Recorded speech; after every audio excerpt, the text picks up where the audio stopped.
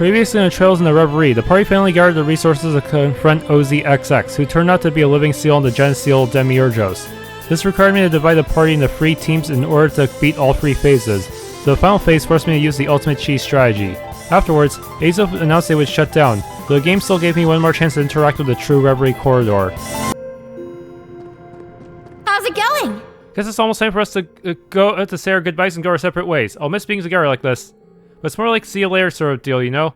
This is just the beginning of bigger and better things. We'll see each other again someday. It's only a matter of time before our paths cross once more.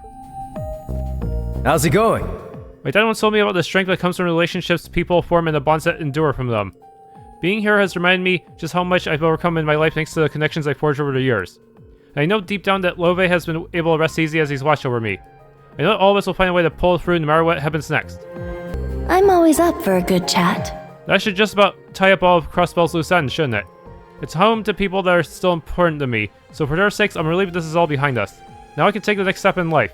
Only question is deciding what that will be, but hey, that's the fun part. What next? Time and time again, I've been shown that with friends like ours, we can defy even the sounds of predictions and calculations, if not fate itself.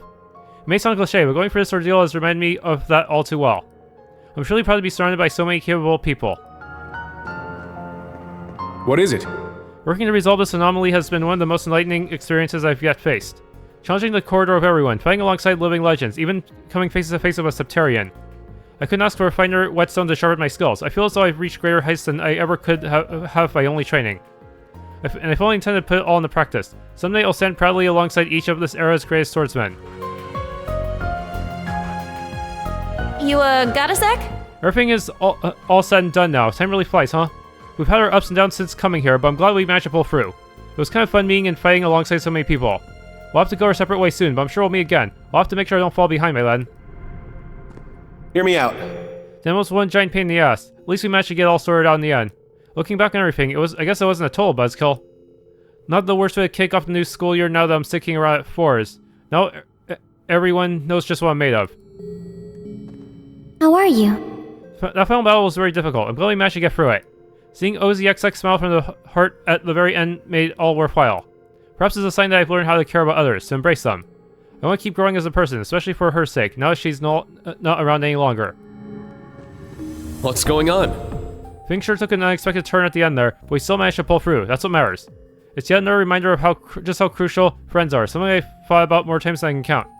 Wherever he is, I hope the other me is watching. No man is an island. Whatever comes next, I'll prove it can always be overcome with friends like these at my side, always. How are you doing? Now this is what I call a happy ending. I had my concerns as a member of the Girls' Roar, but I was right to place my bets on the strength of bonds once again. We managed to seize the future for ourselves without the help of foresight. Isn't that something? I think that makes what we've gained all the more valuable. Hello there. I feel like we can finally say we've wrapped things up for good this time. I like to think I carried myself to the best of my ability, both as a CGF guardsman and a member of the SSS. I don't think I'll ever become complacent. I'm ready for whatever comes next, and I'll work hard and never to protect Crossbell. I hope you're doing well. Things feel much brighter now that we've put that ordeal behind us. I'm sure this experience will live on in each of our hearts, even if we may lose our memories of it. I imagine I'll make good use of what I've learned as I perform for Arc and Seal or as I work as Yin, whether I realize it or not. Looking sharp. Feels good to finally put a bow on the place for real this time. Sure was one hell of a journey. I kinda hate to see it end like this. This whole place just disappearing into ether and all. Well, we don't have time to go quite. We don't have to go quite yet. I'm gonna enjoy these last moments here for as long as I can.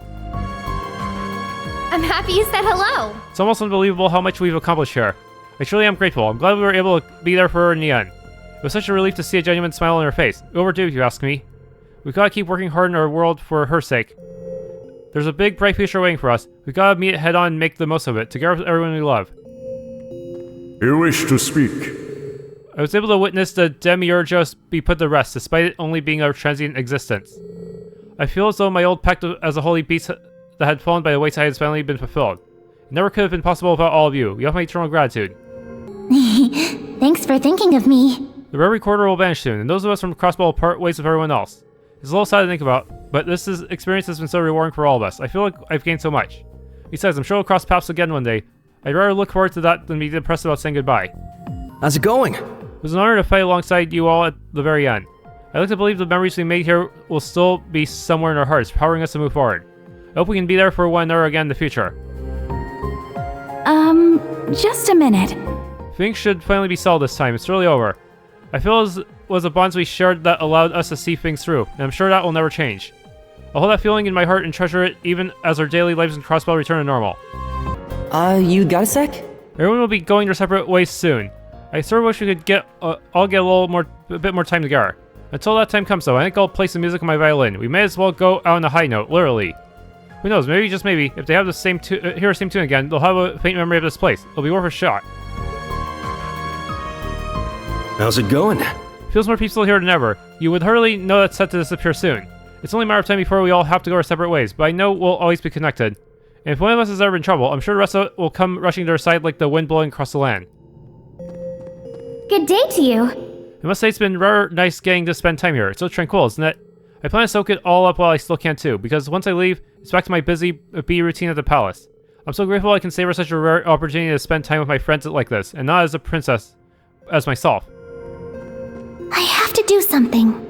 I'm so relieved we were all able to resolve everything going on here together, after we got sidelined for most of the story. I hope I helped. I like to think I was part of a team, rather than simply tagging along and following everyone for once. I don't want to weigh the rest of you down. That's why I plan to keep training hard so I can hopefully keep making a difference. I'm always down to talk. Can't believe it's almost time to say goodbye to this little slice of paradise and everyone in it. Why do I have to wake up from this dream and forget all those about these sweet, soft, sweet angels who have graced me with their presence? Guess I'll just have to revel in this until the very last second. That way, if my mind can't remember how this feels, my soul will. Gotta tinker with something. Now that the Reverie corridors kicked off its shutdown process, I suppose we'll only be here for a little while longer. I'm just glad the girl got her wish in the end. Trust me when I say that on a personal level, it warms my heart to see. This has been a good chance to show how much I've grown since the end of the war, brief as it turned out to be. I'm still a long ways off from being ready to forgive myself for everything, but for now I'm grateful I was able to come here. Hi there. Deep down I've been fearing the worst ever since we arrived here. I'm glad we managed to get a happy ending. This experience has reminded me that there's nothing we can't overcome so long as we all work together. That's the lesson I want to pass on to all the students with us, both as a force instructor and an alumnus. Hey, how's it going? Everyone loves a happy ending, right? Just look at the smiles on their faces. Seriously though, teaming up with you guys in this place made me feel like I was reliving my glory days in school. There's no telling what the future holds, but I know one thing for sure. I wouldn't be a bet against us when it matters most. Hi. Oh man, I guess this place is gonna go poof in a little while, huh? I can't be the only one that's a little sad about it. We all cried a bunch when we had to leave the original Reverie corridor. Let's send this one off with a smile. Which means we may as well party as hard as we can until it's time to go. How are you holding up?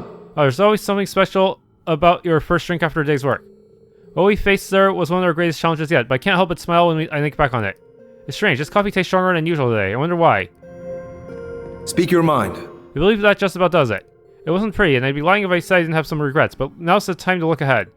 Our paths may separate as they head toward the horizon, but I'm sure they'll cross again someday. You seem to be doing well. Personally speaking, I'm extremely glad I was able to fight alongside everyone here else so much here. I feel as though the experience has brought me a little closer to learning how to forgive myself. The Empire clearly solves its fair share of problems, but as a member of the RMP, I'll do my part to move things forward. Take a load off. Finally done with all the homework the old man left me. Even if I get the feeling something's about to keep me busy all over again in the near future. Whatever happens, happens. With the kind of people we got here, I'm not stressing it too much. Come for a talk. You all felt wonderfully. If there was ever a time for a celebratory drink, this would most certainly be it. The things you've accomplished here will stay with you for the rest of your lives. Though I've grown my time here as well, it has been a far greater privilege to watch the younger generation come into their own. As cliché as it might be to say, Erebonia, no, the entire continent, has a bright future ahead of it, in my estimation. Are you troubled with something? With the threads of fate on the Septarian Mirage now unraveled, soon the Black Mirror shall meet its own end as well. Suffice it to say that Erebonia and Crossbell alike are entering altogether a new era. We who have the power to leave our mark on this next chapter of history are honor-bound to do so with the gravity and dignity it merits. Got stuff going on? I think we finally put things to rest here this time. It wasn't exactly easy, but I do feel like I've grown as a bracer. Sarah's been telling me I should pay the HQ in Le Mans a visit and try touring the other branches around the continent. I've got plenty of old friends from Zephyr to look up too. I could always use the combat experience. If you could keep it short. It's over at last. I feel as though I've taken a small step toward reaching the heights my lord once attained. I suppose a little of that is thanks to my battles with you. You have my gratitude for that. Don't misunderstand, I'm only being courteous. It does not make us friends. Yes? All good? When all's said and done, I found this to be a net positive experience. I feel I've reached new heights in facing these trials. Even if our memories of this place won't remain, this blade of mine won't forget all that I've attained walking alongside you.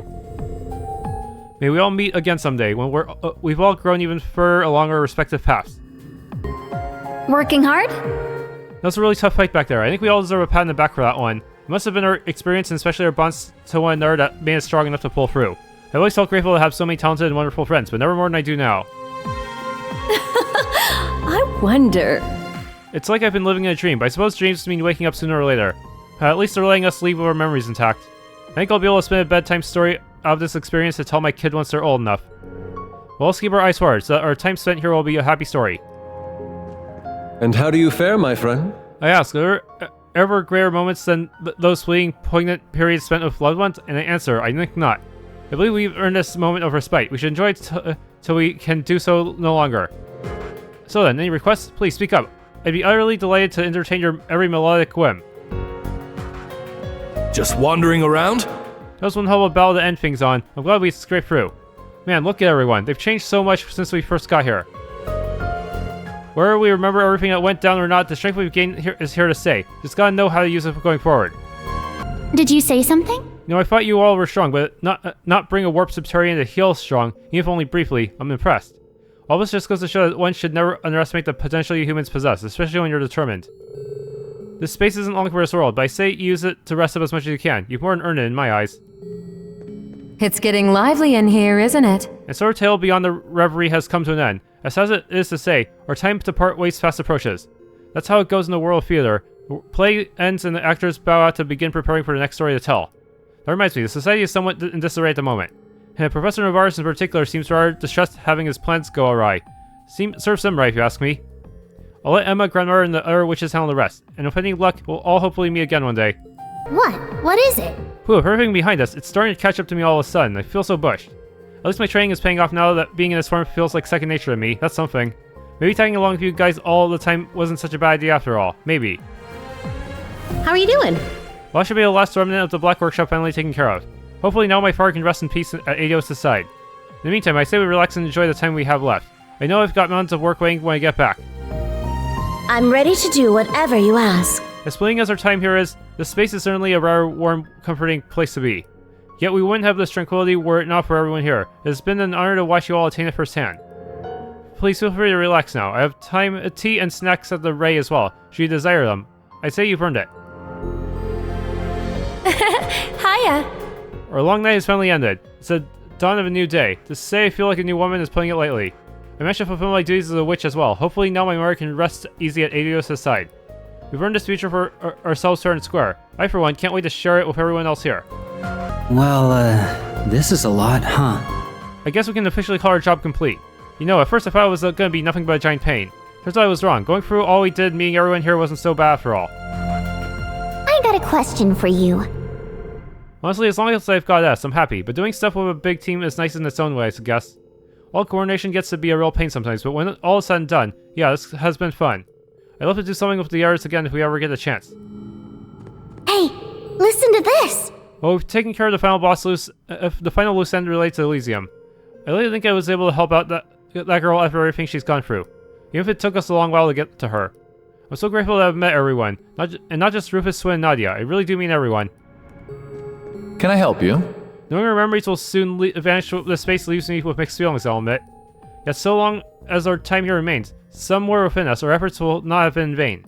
The onus is on us to make the best use of our growth here and our lives hereafter. From the looks of things. What we face here has been almost unbelievable, but we've made it through it all the same. Even if our memories disappear once we leave, I'm sure something from our time here will continue to remain within us. As for me, I hope it inspires me to look toward the future and continue moving ahead. Something up? Ooh, I didn't expect we'd end up squaring off against a damn Septarian at the end of this.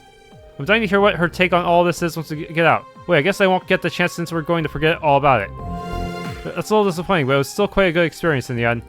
Hopefully some part of me will be able to put it to good use when I get back to showing all the up-and-coming bracers the ropes. How you doing? Ooh, now that's good stuff. I can feel it washing over my body already. Nice work out there, by the way, but I guess that goes for everyone. We've really had to buckle down that time. I guess time's running out for this place, but if you can bet I'm planning on sending it off in style. What? You need something? I just sort of got dragged into this. But it's good we got this wrapped up, huh? For you and the Septarian. Guess even I got a little kick out of seeing the limits of human potential being pushed and all that. So I don't know if there's anything anyone can do about their future plans. Not that I care. All I can say is you better not let up going forward. Not if you don't want them deciding your future for you. What? You need something? All I got around here is time. Oh hey, that reminds me. Abbas talked to me into playing this card game with her. I was surprised how heated it could get once I got a few rounds in. If you got a set, I'd be up or thrown down against you. Just don't bring a stupid set and make it boring for me. Fine, let's see if we can keep up with the heat. Please don't set my deck on fire. Tyrant, the ultimate master. Perfect way to kill a few. Hey, I had a good time. Tyrant card obtained. Ultimate Natal Master, a monstrous figure whose powers can crush entire armies. He defeated all the others in the Age of Strife, becoming the supreme ruler of his own empire. Rumors claim that he even studied under a legendary witch. Heh, not bad. It's only a game, but you beat me all the same. This Spanish Master swing is pretty good for killing some time. I didn't think it'd get me this fired up. Guess I still got a lot to learn about this place. Come play another round sometime, got it? And it better be just as heated as last time. Which is better, though? Tyrant or Arc Paladin? Because Arc Paladin just lets you revive and for pretty much all your resources, and it's pretty convenient. Perfect way to kill a few.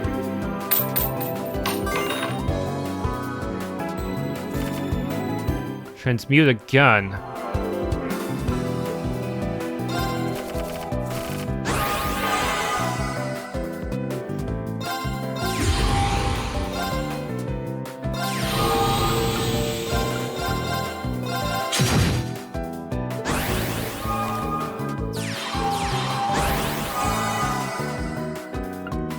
Shit.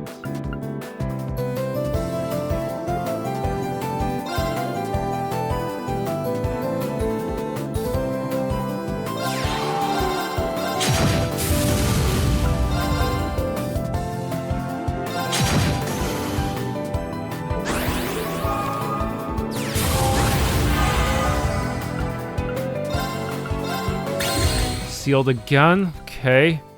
Man, he uses a lot of fire, doesn't he?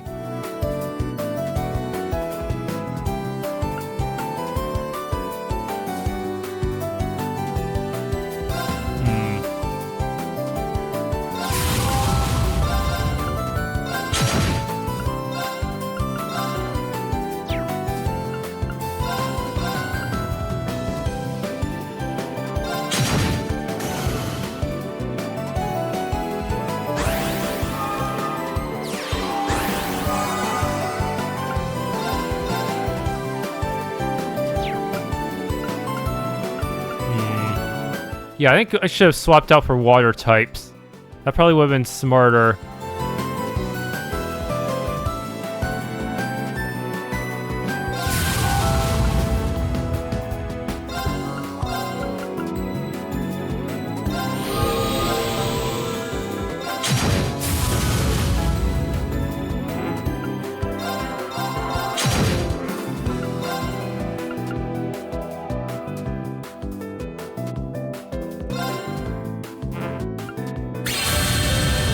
Alright. Brought another one back. See how we deal with this formation.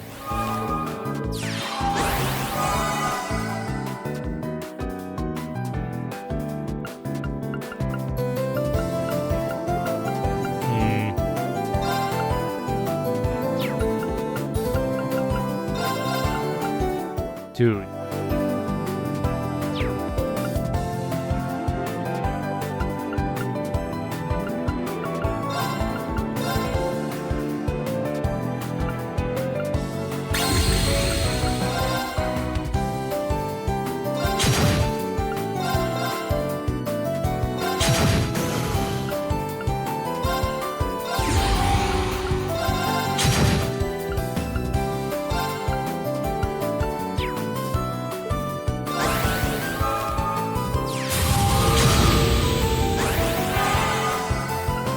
Wow, I keep drawing all my reduces after I already got everything I needed in my field. Seriously? Lame.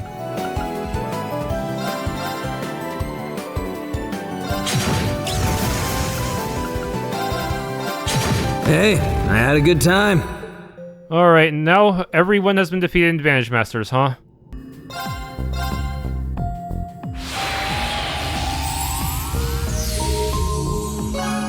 Beyond the Reverie Daydream. Slab of Reminiscence activated. Beyond the Reverie.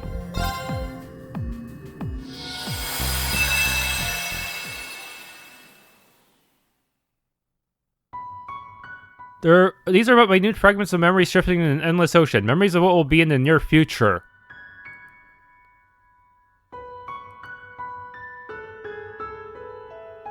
Could they be shadows of the tangled threads woven by Elysium? Or perhaps faded illusions that slip through the cracks of time and space?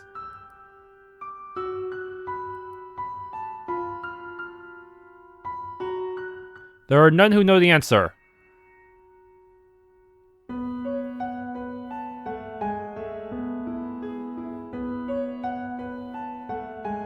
Another Hot Springs Paradise, Unconventional Student, Return to the Garden. Wait, there's only 2 of them so far? Okay. Hot Springs Paradise, then.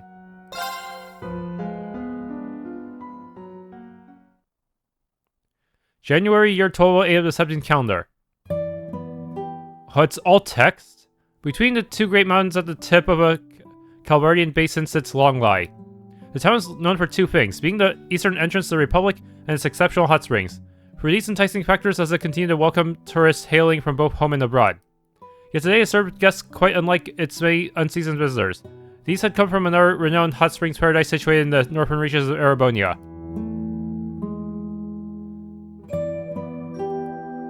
The depth of flavor in the food here is just exquisite. Agreed, the Phoenix Wings food is certainly nothing to sneeze at, but I have my doubts the chef could replicate dishes this unique in taste. The Bichon Inn's reputation continues to precede itself. Baron Tio and Lady Lucia Schwarzer were sampling the inn's culinary delights, spirits high and stomachs filling fast. Their daughter Elise sat next to them, her spirit a bit lower by comparison as her brows furrowed with concern. I'm sure its luxuries come with just an equally luxurious price tag, and there's 4 of us, so even 2 nights must have cost a small fortune. Upon realizing what she said, she shook her head. I didn't mean to dampen the mood. I know we have the money, but all my budgeting as student council president has made a terrible habit of me seeing the numbers and everything. Her older brother Reed couldn't help but let out a chuckle. And the budget buster and you will like how much we save, because we're not here as paying customers. We're invited by the owners personally. They say they want to get to know us since we run similar establishments, so here we are. And we'll be inviting them to Ymir sooner than later, of course. Right, Don? Oh, absolutely. And add this to the list of boons coming from our countries finally coming to terms with one another. The Republic is reveling in unheard levels of prosperity, and the relations between our people are more active and festive than ever. I, for one, welcome any opportunity to further foster friendship. The Baron took another healthy sip of his baijiu before continuing. Friendship over fighting, I say. Such a shame that the world tends to overcomplicate that simple concept.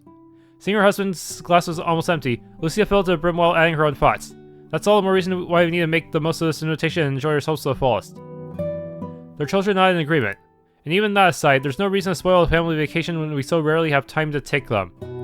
Oh, I read about some unusual sweet dishes worth trying here. Would you like to share some with me, Reen? In a bit, I'm thinking of taking another soak in the hot spring, so I might be in the mood for something sweet after. The food here is delicious, but as far as I'm concerned, the hot springs are the real star of the show. That's my boy right there. The rolling lord of the hot springs paradise would never let a good discussion about them pass him by. He was as fond of their quality and soothing effects as Reen, enthusiasm undeniably apparent from the warmth of his tone to the width of his smile. Their medicinal springs happen to be a favorite of mine. I can't help but be fascinated by them time and time again.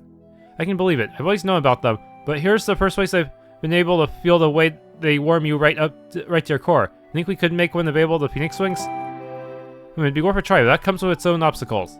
For as many problems as Tio expressed in practical terms, Reen held just as many proposed solutions. The conversation grew more involved by the minute, leaving the ladies of the house to pleasedly bask in their glow and continue enjoying the meal before them. All 4 felt the same. That it had been too long since they could enjoy each other's company, but the wait had been well worth it. That night, after indulging in his post-dinner soak in the springs and telling his family he was going for a walk, Reen departed the inn. Alright, let's do this. He took in a deep breath, the crisp night air of long life filling his lungs. The hot springs were an excellent bonus to his trip, to be sure, but it's not the real reason he agreed to visit.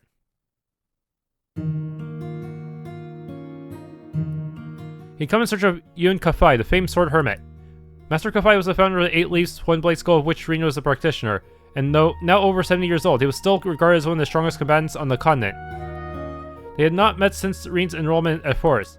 Many a letter was exchanged during the 4 years that followed, but even these had stopped after Rin earned the right to call himself a Divine Blade over a year ago. There was so very much he wished to discuss with his master. What he had learned in his 4 years of training, what has transpired since becoming a Divine Blade, the true meaning behind the final blade to master the 8 Leaves. There's plenty I'd like to ask that have nothing to do with swordsmanship too. All these questions, all impossible to answer without first knowing the whereabouts of a single individual. Even the senior practitioner like Cassius Bright claimed ignorance, having received not a single update from their old master. He had always been an elusive but traceable sort, but wherever he was now, he was next to impossible to track. That was until word of a blade master being sighted in Longlai reached Rin's ears. The man held a fondness for the town's specialties, those being the hot springs and its fragrant tea leaves, making the sighting worthy of a particular note. He also knew from the letters before they stopped that he intended to journey eastward, making Longlai one of the more plausible stopping points. The word came to him just as the sorcerers were invited to stay at the inn during their New Year vacation. Rin's instincts told him that the timing was a little too fortunate, but with how vague the lead was, even it would most likely result in him leaving the same day he had arrived. While he had not discussed the rumor being key to his traveling here, his family seemed to sense it was more than a simple pleasure trip for him. I know that I would have a great time catching up with him, but I don't want to get his hopes up for nothing. These spots in mind, Rin made his way through the night streets.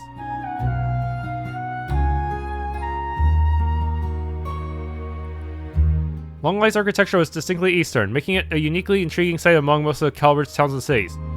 This was not to say it was similar to Crossbell's East Street. With subtle colors paired with dignified beauty, every wall and stone exuded the traditional concept of wabi-sabi. One look was enough to understand the region was rich with history. This quiet charm would give way to contrastly lively evenings, where tourists both westward and further eastward were greeted to stalls dedicated to the hot springs and more. This too held a traditional sort of charm. Rin asked several merchants if they had any information pertaining to the whereabouts of his master, somewhat sheepishly perching a number of souvenirs from their stalls to keep himself from being a nuisance. They he justified, would make excellent gifts for his friends, his coworkers, and his students.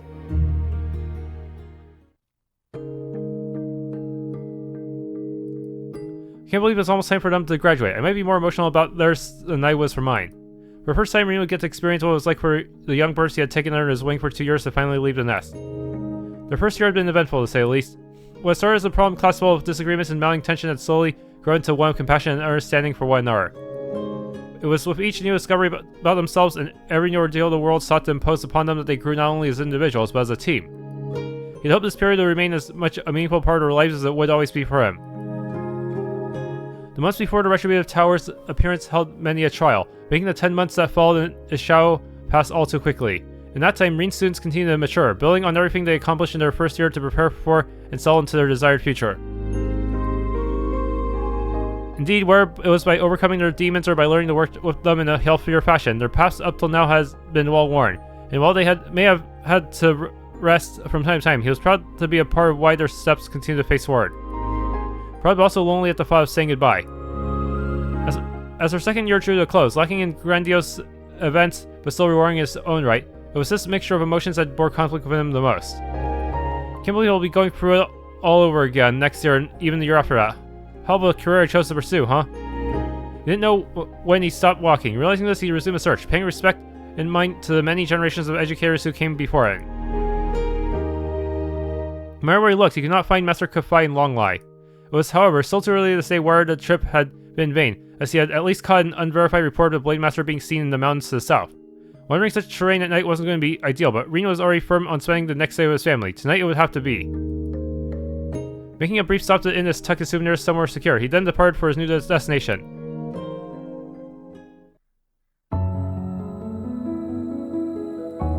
The mountains winding half-beaten trails would be more treacherous at night, but they were not off limits as such. The key, Rin knew, would be to not rely on sight alone. His senses of hearing and smell, perhaps even touch, were going to have to be equally vital in the hours ahead. Calling upon his experience and intellect to heighten all 5 senses, he took in his surroundings in full. This really takes me back to training in the mountains.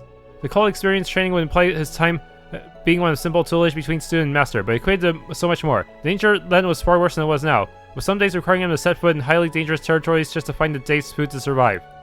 Sounds like the Kunlun Mountains may have been used for similar a similar exercise a long time ago. Rin was certain to think on the information gained during his search as he continued along his trail. Searching for evidence of human activity in an environment like this was not a difficult task. Humans always leave something indicative of their presence behind that no wild creature could, be it a long-dead fire, footprints, or traces of going on the hunt. One need only follow the light to lead to their source. Rin did so, advancing with the caution instilled in him by both his old master and hunting enthusiasts of afar. They soon led him precisely to clear evidence that a human had been in the area. The evidence itself was far from what he expected. Remains of a camp. Notices didn't look like it had been left by martial artists in training or by roaming hunters, but the most peculiar thing was that there were multiple sites like the first, all evenly spaced from one to the next. It was as though something was being measured. Maybe this is from a group of scholars doing field research, but it seems too large in scale for that. There was nothing more to be found here, Rin advanced. Soon after he found another unusual amount of evidence. It was like someone forced their way through here in a car, more like hacked open a path wide enough for a car to pass through. All further inspections here suggested that whoever was responsible had given up on this endeavor, leading him to wonder if they somehow found success elsewhere. And if they did, why had they done this at all? The question pestered him. If there was anywhere to clear wide paths, the remote depths of the mountains certainly were not it. But instinct told him he was only a step away from discovering the answer. Was someone trying to build a road or something? If I keep following this trail a little farther... At this spot, Rin sensed someone approaching. One person, two people, yes, there were two, and it was clear they were aware of his presence as well. Only for a fleeting second did he think they might be responsible for his strange trails, but a deadly tension that now thickened the air told him these were no simple scholars.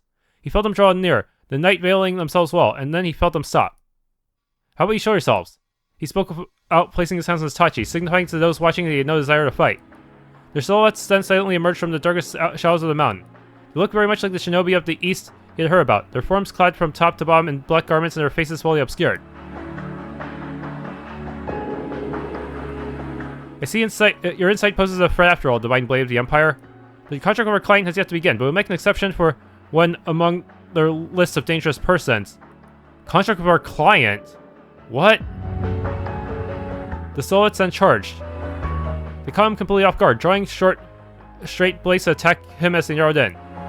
Rin's eyes widened in surprise, but nearly in the same moment he was in a fighting stance, hand over his still sheathed tachi. Fifth form, Morning Moon. He perceived the direction of his foes' attacks to evade them, then mounted a counterattack of his own. All it took was that instant to repel their assault and leave them vulnerable. Ordinarily, this would be the time to take the offensive, but all Rin could do was stare at the two with disbelief. The thought entered my mind as I saw you move, but now that we've crossed blades. He paused, disbelief in his eyes giving way to more intent gaze. Are you practitioners of the Eight Leaves School? Another pause, this time from the silhouettes before answering as though they were well aware a question was coming. More divine blades? No, though we do possess ties to the school. We're off to Ikaruga, practitioners of the Black God One Blade School. The what? Rin was left stunned. The two Ikaruga held their blades horizontally, ready to press them forward at any moment. It was as though they wanted to make clear that while they had been caught off guard once, he would not be so fortunate twice. Rin responded by assuming the middle stance of his tachi. But just the sights were only a beat away from engaging in battle. Oh, that's animated! What could only be described as a black cyclone roared from the darkness at such a speed that it seemed certain to slice anything it touched. Its appearance caught Rin by surprise more than the initial attacks by silhouettes. He had not suspected an attack from that angle, that distance, or even that moment.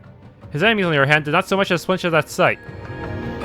The approaching blade, over an arch and a half in length, was heading directly for Rin's back. He could not possibly dodge it now.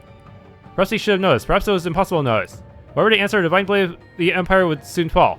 The silhouettes waited for his final moments to be convinced of no fate in his future. When Rin spun his body in a full circle, applied the intensity built into his tachi from the motion of swing, the blow was weighted yet precise, shifting the incoming blade to a new direction without mitigating its near overpowering force. The technique was an application of the first form helix. There was no greater course in the moment than to use it to redirect the attack without it ever making direct contact. The spinning blade was now significantly off its intended course, but Rin slashed at it again, birthing a shockwave that further shifted its path. The blade, when flying, herds to the right of the direction it had come from. A hand was there to deftly catch it midair.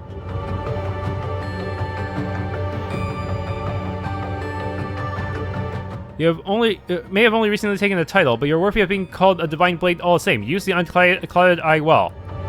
From this hand emerged a new figure from the darkness. While he was clad in similar garments to the silhouette, something about his presence was much more inspired by comparison. His musculature was thoroughly discernible beneath his body-covering fortified suit. His every movement, however slight, reflected a complete lack of hesitation, and a faint light in his eyes, visible through his mask, projected no emotion whatsoever. The man possessed the aura of a true warrior, one projected by only those who have fought more battles than was possible to count. Fall back, he is too formidable a foe for you to handle. The silhouette slid into darkness in an instant. Only a new arrival was left to face Reen. I didn't know. Who are you and why do you attack me?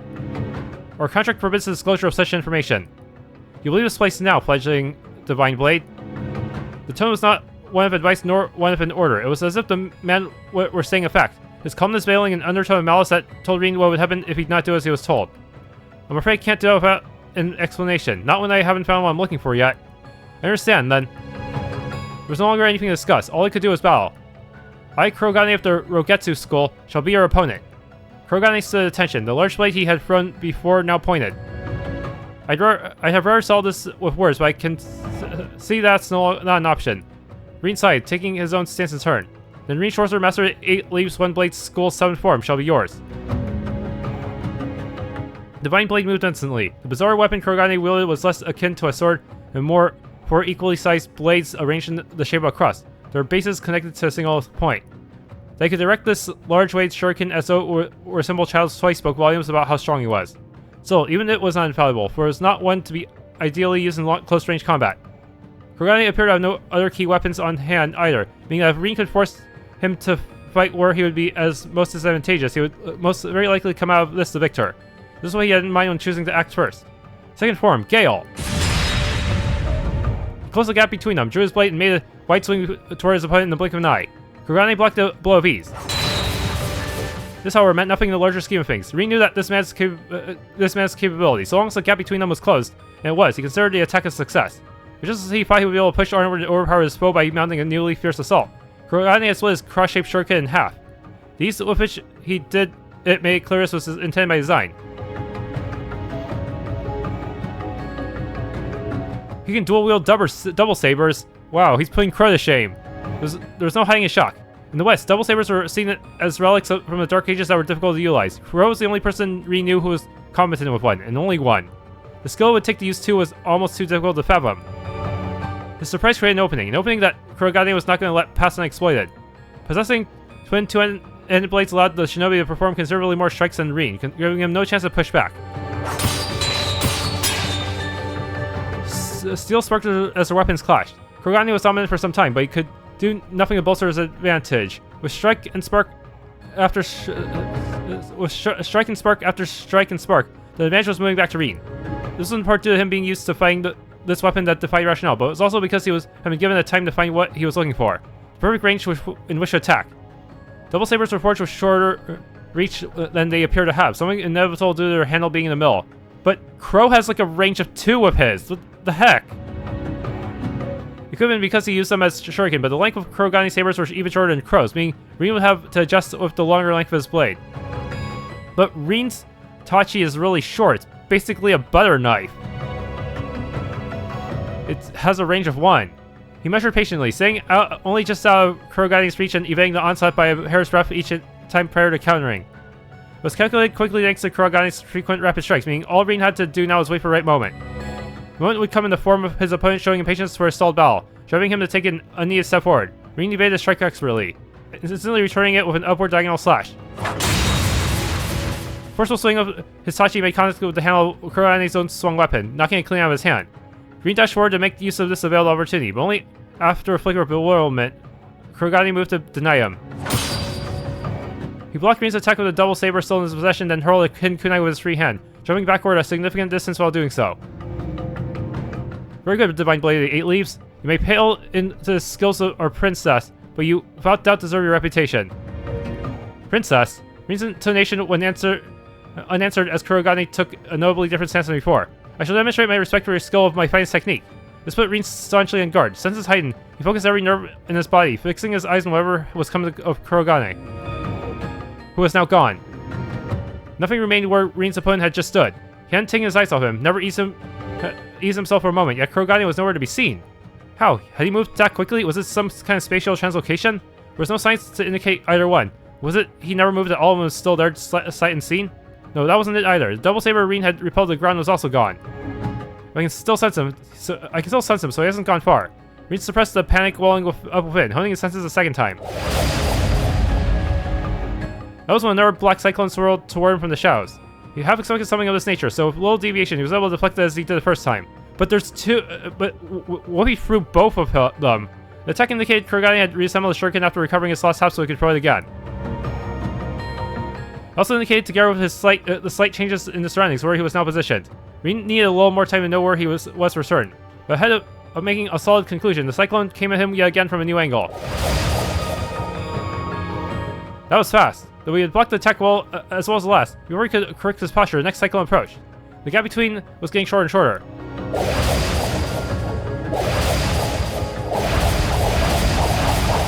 You're gonna need double pure evergreen for that. And there was another. This time was shorter, and another shorter. Soon these smaller cyclones were seemingly growing into a blended grand storm of death, with Reed trapped in at center.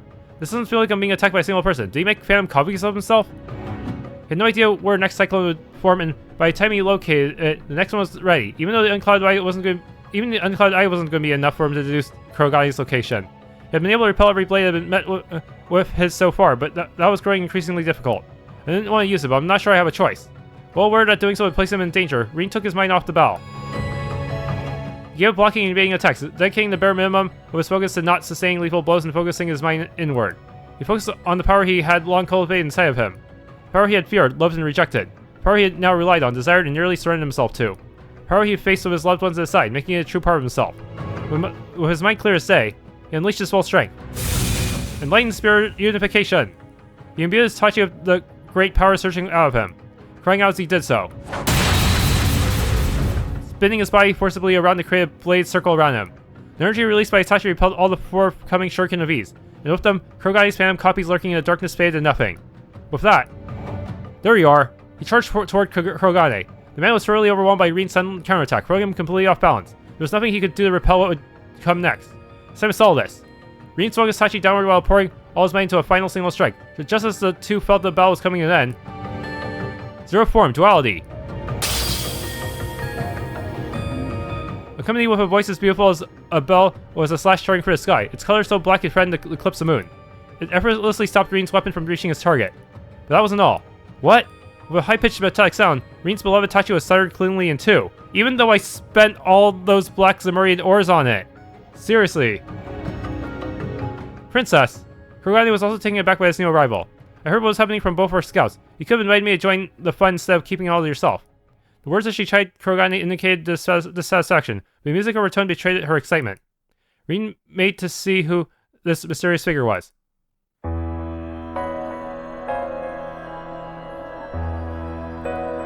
And sight of her alone took his breath away. She was young, wearing a fortified suit that looked to be a marriage of classical and modern Eastern styles, with long silver hair that almost appeared to glow in the pale moonlight. Her age was likely close to Reed's, perhaps a little younger, with well-defined features that still held traces of adolescence, pairing strikingly in contrast to the empty void behind her eyes. There was the air of a young, noble woman who had been sheltered from impurities all her life, and the stench of a baleful warrior who had bathed in the blood of countless lives. How she was both and neither at once, Reed could not understand, but it was this very quality that made her all the more captivating and dangerous. In the woman's left hand was a large black engraved blade that threatened to freeze him for during a glance at it. No doubt it was what had Reed's Tachi moments ago. What did... Reed fumbled over for words as he clutched the useless handle tightly in his hand. The fair-haired woman only smiled as she looked down upon it. Your weapon was very fine, but was never any match for my friend, I'm afraid. She spun the black blade in her hand around gently before holding it up toward the night sky to seemingly display with pride. Something even stronger than black Zemurian ore. All that grinding I did in all those hours in the Reverie corridor, all for nothing. It wasn't hard to see why she would boast about possessing such a weapon. He had seen many a bit of historical significance, but instinct told him hers was better than any of those. The blunt sight featured an intricate design of deep gray that, while he could not discern its meaning there and then, he knew was nothing less than a work of art. There was an aura about it, one cold as ice that seemed to reject its worldly surroundings, making it capable of cutting through anything it so desired. It came in company with a beautiful hilt of deep red that contrasted its body without feeling out of place. Juxtaposition was, in a sense, much a reflection of its wielder, with their two opposing natures being distinctive yet also as one. Rin thought as he observed. Her blade was clearly something special, but that alone did not explain the strength behind her attack. He never heard of the technique she used, but it was certainly connected to 8 leaps in some way, and the skill she showed in executing it made her equal to the Divine Blade. He was so fixated as these spots rushed through his mind that he was only brought out by her sudden laughter. I didn't think I'd ever meet you here. I wonder if her old master is behind guiding us to the same place. Or it's just a happy coincidence. Does that mean Yunus Kafai is not the one who set these guys upon Rin as a test? Yeah, it must be some third party. Wait, the manner in which she spoke and her familiarity with Rin gave him a fury. That technique you used was really something. Considered me intrigued. It's put you a league above more interesting than our senior practitioners. So he was right. Are you? But before he could hear what he already knew, she turned away, refusing to let him finish the question. He isn't here, so why don't you run on back to your family? Go make the most of your vacation. Just don't let your skill of a blade slip. The world will need it again one day. She spoke with a certain satisfaction as she pointed down to the other half of his broken blade, and then she leapt high, seemingly disappearing on the other side of the moon. Rin could only stare dumbfounded as she vanished. He couldn't even speak. Krogan left with her. The Ikaruga, the Black God One Blade School, and their senior practitioners. Rin had been unable to fulfill his objective, and not just that. He was left with countless new questions about the people he encountered in the mountain itself. He felt there was meaning behind being guided to a specific place, but how important it was or what it entailed, he did not know. And yet, the person responsible for discerning that won't be me. Looking down at his broken Tachi, he was struck anew with how massive the world truly was. And he realized that now that his master was confirmed to be elsewhere, the purpose of his visit to Long Light was nothing more than to enjoy a wonderful ordinary vacation with his family. This meeting here was but a peculiar coincidence. For now, at least. When I get back, I'll need to reforge my Tachi and myself. Something certain is in this region, all across Calvard, where there's nothing he could do about that as he was. All he could focus on was training and burying himself so he could one day play a part against the next threat that loomed over the distant horizon. New resolve welling in his soul, he made his way through the now still mountain trail, back to where his loving family awaited.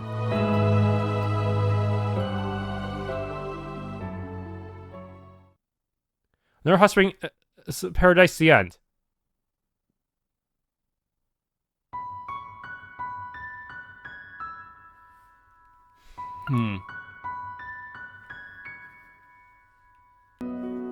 Unconventional Student.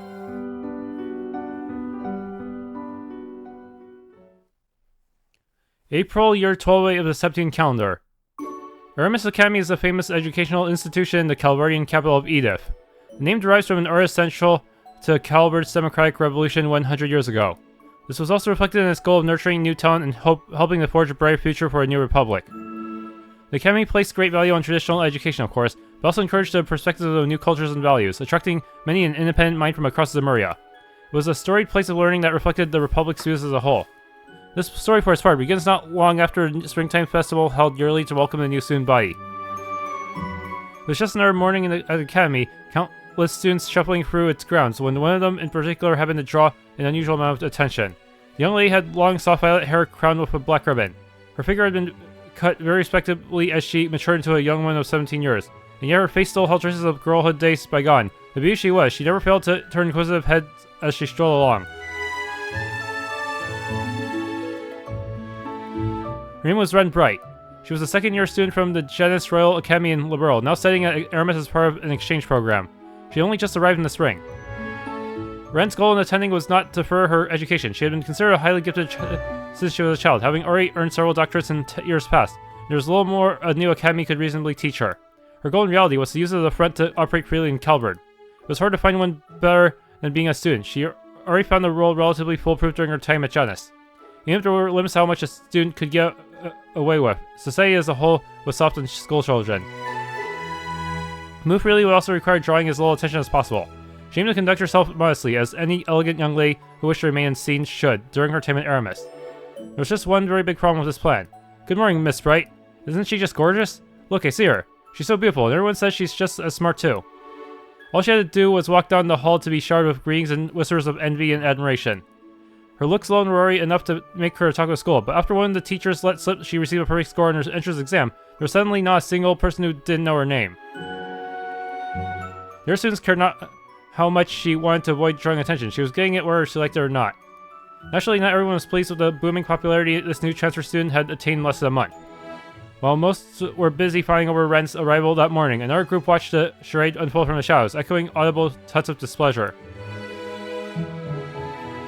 Ren had yet to be enrolled in any club, so as soon as the day's lessons had come to an end, she packed her belongings and stood to leave. A word if I may, Miss Bright. It was a fellow classmate surrounded by a small faction of students clearly loyal to their King Bee. Certainly.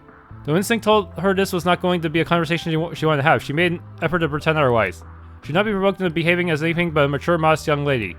I've been wanting to get to know you better for some time now, you see, so I was wondering if you might join me for dinner this evening. The boy Ronald Griffith presented a gentlemanly smile. Ren was very much used to being asked out like this, and never once did she accept. She always made up some excuses to turn him down. Today would be no different. I'm ever so sorry, but I'm afraid I have something urgent to take care of after school today. Some other time, perhaps. This was usually enough to get them to give up, but Ronald was a persistent one. Well, that won't do. I have something very important to discuss with you, and I've already booked us a table at a very fine restaurant so we could discuss in detail. Is there really no way your business can wait? There was something ominous about his smile. Ren couldn't help but be curious what he was thinking. I'm afraid it can't. I'm so sorry after you've gone out of your way to prepare ahead of time. So I could spare a little time now, so I'd be happy to talk here if that's alright. So not tonight then, a pity. Ronald's tone read less of genuine sadness and more irritation that things were not going according to plan. Well, where he let slip his true feelings on the matter, he quickly composed himself and smiled. Now it's better than never, I suppose. This does concern everyone in the room, so perhaps it's all for a better said here. To this, Ren glanced around the room, noticing that only she, Ronald, and his lackeys were all who remained. Most were likely on their way home or in their respective clubs. While some would have ordinarily been in the classroom at this hour, she was certain none wanted anything to do with Ronald and his group. He took a step forward toward her and then began to speak. I'm well aware, Miss Bright, that you have come all the way from distant Liberal to be here. It's not unusual for students to transfer from afar for family reasons. But here in your case, you came to Calvert just to learn in these hallowed halls. I cannot help but deeply admire your spirit and thirst for knowledge. Pure theatrics, this one. At the same time, I worry about you. Brilliant you may be, but living alone in a far-off land must be a terribly lonely and challenging affair. We all need someone to depend on in our lives, and that would be especially so in your situation. So if you don't mind me saying so, Miss Bright, I believe you're in need of someone to look after you, to protect you. At last he shut up, giving Ren a chance to respond. She scrutinized him closely. In short, you'd like for me to join your circle of friends, correct? Ronald's smarmy smile broadened. His father was a senator in the Republic's parliament, meaning he held a significant amount of political power. His son used this to his full advantage. Ever since joining the academy, Ronald used his father's name to form a faction of sorts among the students, forcibly building his reputation until he was leading candidate for student council president in the election staged in half a month's time. His goal, Ren assumed, was to bring the hottest talk of the academy into his faction to further secure his chances of victory. I think you'll find that joining us would help you feel much more secure and at home here. Or perhaps you don't yet appreciate just how much of a difference having someone like me backing you would make on the life of an exchange student. True, she mused inwardly. Being in a group of high social standing would make it easier for her to gather information. If she could leverage his father's connections to build more of her own, that would pay itself in dividends in days to come. The pompous boy had no way of knowing the actual circumstances that brought her to Aramis, but his proposal was, in fact, very beneficial to her. She returned a smile with a modest one of her own as she answered. You kind of think so much of me, but I'm afraid I'll have to decline. Clear, unambiguous rejection. Ronald's lips were still curled into a smile, but he could not hide the twitch in his brow, nor could his lackeys hide their shock. They had by all accounts expected her to answer the opposite. Are you sure you won't reconsider, Miss Bright? Surely someone as brilliant as yourself can see why accepting my offer would be in your best interest. I fear if you don't now, you may well come to regret it. The last words were a hair slower and deliberate to intimidate her. Ren, of course, was never going to fall for it. I'll admit, it's a tempting proposal, tempting enough to inspire one to consider helping a certain someone win the student council election. If only that someone weren't you. What did you just say? The sudden taunt caught him completely off guard, resulting in a flare of irritation escaping him. Ren, for her part, was unruffled by a change. I imagine you don't need me to explain why, but I will be to be sure. I've been very aware that the threatening glares I always attract on the way to school every morning have been coming from all of you. They've been a constant for in my life ever since just before a festival. They've been a constant in my life ever since just before a festival. All flabbergasted by the statement, their silence confirming what she said to be true, she continued. Now you have every right to regard me with caution. I am well aware of how much I stand out despite my best efforts. Taking potential threats under your own wing is a strategically sound move too. However, that your target was so easily able to see through your scheme shows everyone here just how inept you really are. I have better things to do than to assist someone so incompetent and small-minded. With shrug and sigh and in a somewhat dramatic fashion, Ren stood before Ronald, his shoulders trembling from rage. Good day to you all. Ren gave a courteous nod of acknowledgement before leaving the room, paying no mind to the wide eyes and open slack jaws she left behind.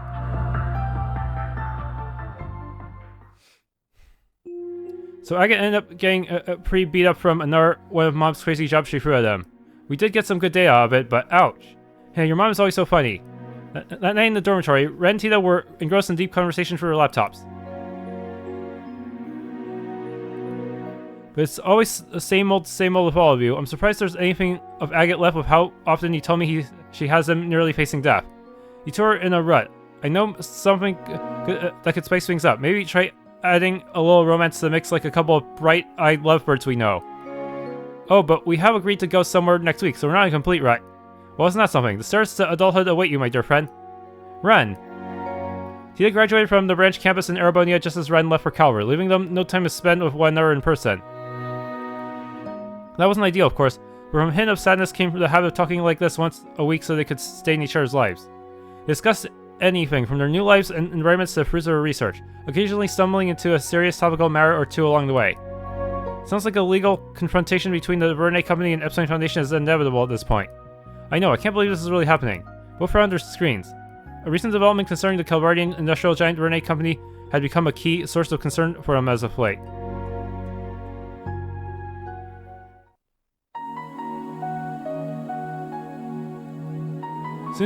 Began soon after Crossbell returned to normalcy after the Supreme Leader's takeover the previous year. Professor Urca Russell approached the Verne Company to propose that they join the West Zemurian Tech Union that she had been hard at work forming, and to no one's surprise they refused. But before Urca and the rest of the engineers involved could even finish getting ready to go and change Verne's mind, something happened to make the Union the least of anyone's priority. An independent development of a new generation of orbits, and their generations-long partner in this subset of technology, the Epstein Foundation, would not be a collaborator. Blair had been a key supporters of Zemuria's orbital development and orbital technology in general since their very inception.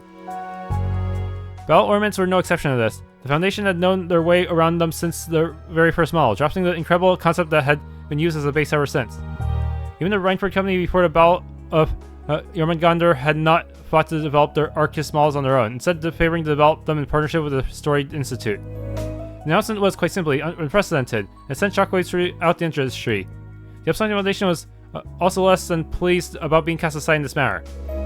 While there were certainly legal concerns regarding who owned the patent technology, the greater concern was that their stable position in the industry as a whole was now becoming unstable.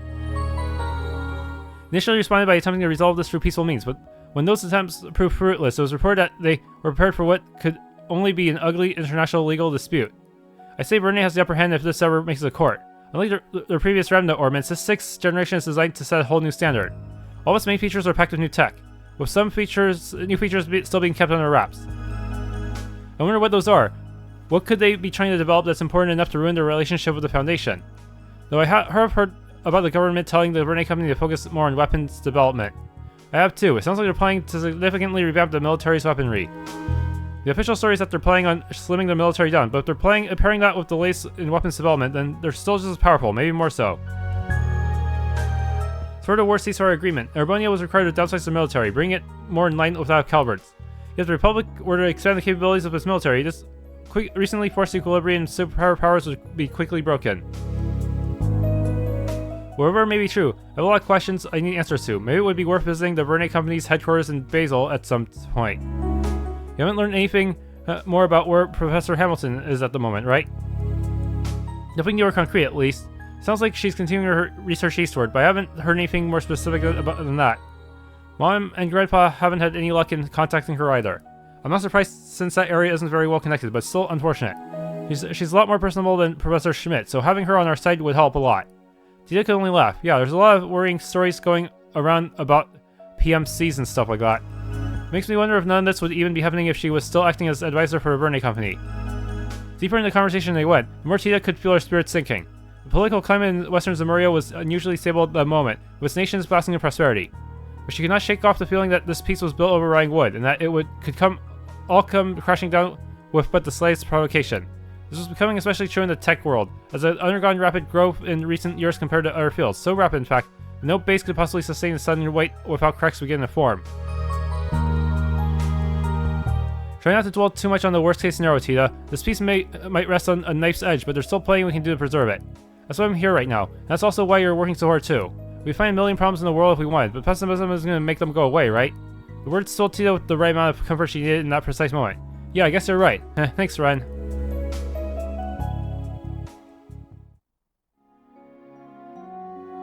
They continued on, losing track of time as they talked well into the night. Before they knew it, the clock had struck 12. Well, it's getting really late, so I should probably be going. I'll talk to you soon, okay? Alright, good night, Tita. Night. Oh. Tita suddenly remembered something. The exclamation stopped Ren just as she was about to end the call.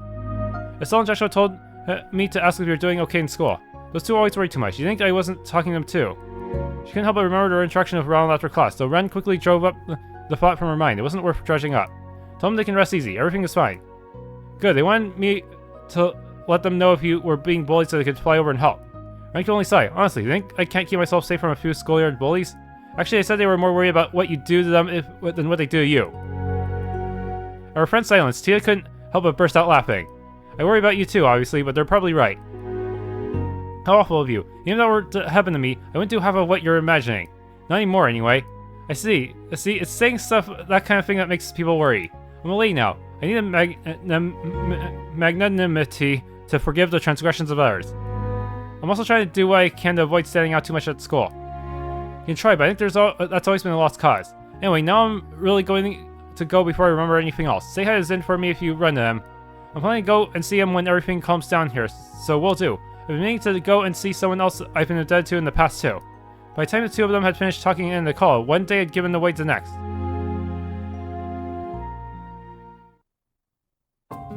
Morning dawned yet another day of school. However, just as she left her classroom in the main building at the start of lunch and went to descend the staircase, she felt someone suddenly draw near from behind her. Reflexively, she dodged out of the way. A female student then entered her field of vision. She lost her balance, her expression in a mix of fear and surprise. She passed through the spot Ren had been moments before, but her momentum showed no sign of fading. Someone didn't stop her. She was going to start tumbling down the stairs. Ren was quick to grab her and pull her close. She supported the girl's weight with one arm and with all the grace of someone taking part in a ballroom dance, saving her from falling. Several students having to witness the event unfold could not help but elicit gasps of admiration. Noticing the girl's eyes were still in focus, Ren gently addressed her. Are you alright? You weren't hurt, are you? Finally realizing the situation she was in, the girl, whose face had become quite red, quickly straightened her posture in a fluster. Yes, I'm okay. You're Ren right from the next class over, aren't you? Thank you so much for helping me. You're very welcome. But I would have to caution you from losing your composure like that next to the staircase. Do you have some really urgent business to take care of? The girl first frowned response, then paused to think, then answered. Nothing I can think of. It's weird, but even though it was probably my imagination, it felt like someone had pushed me from behind. Obviously, no one here would do that, so I must have just bumped into someone by accident. She yanked her rescuer again before disappearing in the distance. The situation she had deemed her imagination, however, lingered in Ren's mind. If I hadn't sensed something was amiss, both of us would have fallen down the stairs. We could have been badly hurt. Was it really just a coincidence, or was it a deliberate action by someone who wants to hurt me? It was the latter. She didn't have anything to support this fury, but it came with a familiar sensation. The feeling of malicious stares focusing on her from the shadows. It took surprisingly little time for her suspicions to gain evidence. After finishing gym class the next day, Ren made for the classroom and began preparing for her next lesson. As she did, she immediately noticed something was amiss. All of her textbooks had been glued shut with an excessive amount of adhesive. Tried as she might to open them, it was lost custody to get to even a single page. It was an obvious attempt to harass her. The culprits behind the act were equally obvious. Not from where Ren was sitting, Ronald Griffiths and lackeys, whom she so memorably turned away 2 days ago, were snickering to themselves.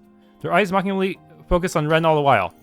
They're not even interested in hiding what they're like anymore. I'm sure at this point they want me to know who did to intimidate me.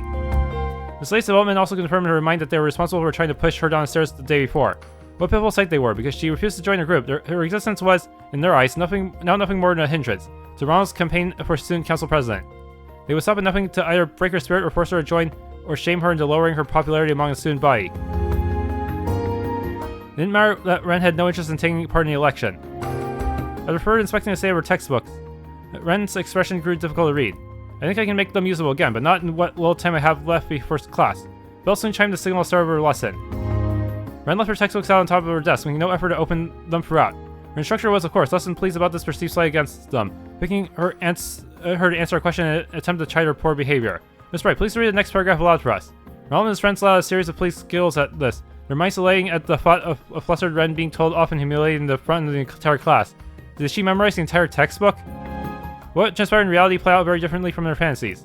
Without missing a beat, Ren did exactly as she was told, reciting the selected page she had been asked to read word for word, all while her textbook remained closed. Did you memorize the entire book? Even the instructor could not hide their surprise. But of course, as a student of Aramis Academy, I would never dare to compromise in preparing for my lessons. Ren responded with such grace that she, of course, drew in more sighs and coos of admiration from both her instructor and peers alike. It was only Ron and his posse who groaned with sullen expressions. Next incident came on Ren's way to school the next morning. She entered the school gates with a horde of other students and was just about to step into the building when she noticed a foul smell coming from above her. She looked upward, noticing a portion of the fencing surrounding the building stripped off was falling directly above her. Other students noticed at the same time, letting out screams of horror and worries that they could do nothing about. I could get out of the way easily if I wanted, but the fencing was over 2 arches in length. She could escape unharmed, but the other students around her would likely not. This was a risk she was unwilling to take. Grasping the bowel ornament hidden in her back, she cried out, "Airstrike!" A spear of wind formed in response to her incantation, flying upwards at high speeds. She carefully controlled the power so that instead of sending the fence flying, it simply cancelled out its momentum instead, allowing her to hop and catch it with ease. This was no accident. The smell makes it obvious. It was the distinct scent of liquid extracted from a certain plant monster. One of the properties was to imitate the natural corrosion of metal, resulting in its application in certain solvents. This made the fence falling a deliberate action the perpetrator had been trying to disguise as an accident. Of Ren having been the target of several malicious acts already, the culprit was clear. Again, she could feel the presence of those familiar hateful stares pouring into her from the shadows. Again as well, they were not the only ones with eyes on her. Whoa, that was awesome. Do you see that? Is there anything she can't do? Ren's quiet meditation was disrupted by a multitude of cheers and applause from all around her. As if she were a performer just about to leave the stage, she gave an elegant bow in response. This would not be the last time she endured harassment from Ronald's group, but each and every time they thought they bested her, she would handle herself with exemplary skill, their efforts only serving to make her more popular. The state of affairs continued for several more days before a seemingly out of patience Ronald summoned Ren behind the school building after lessons were over for the day. He stood impressively before her, his lackey behind him, with the composure he attempted to feign before replaced by plain vile anger.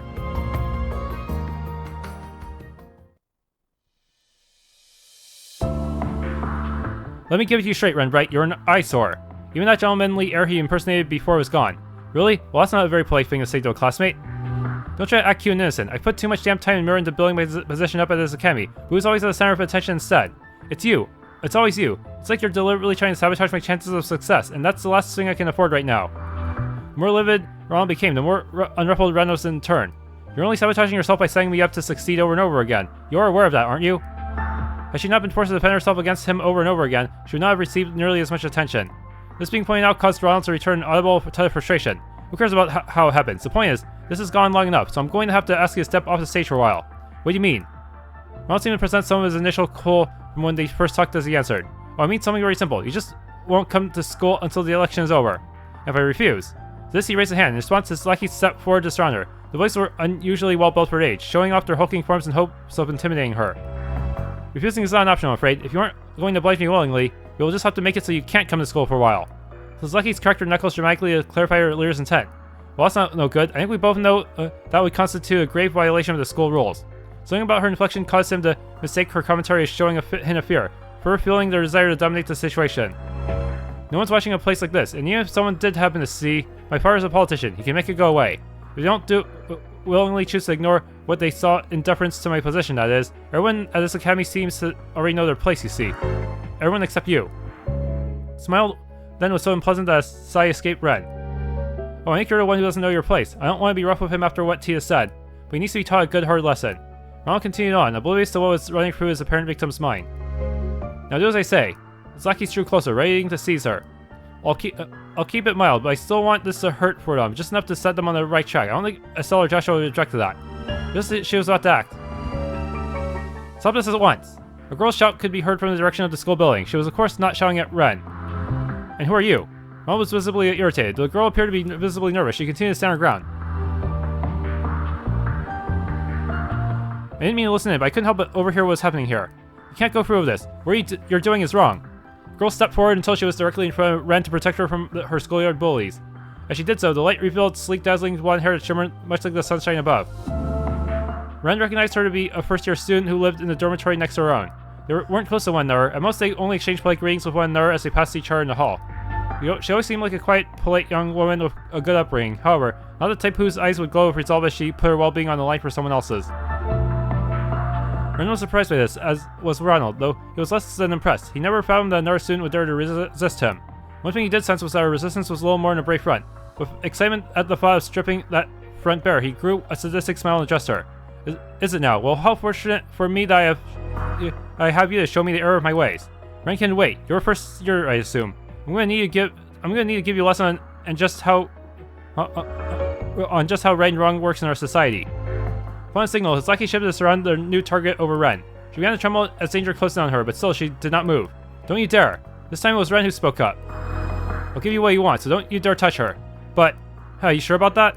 She wasn't planning on that response, but Ronald was more than happy to have his win in any form.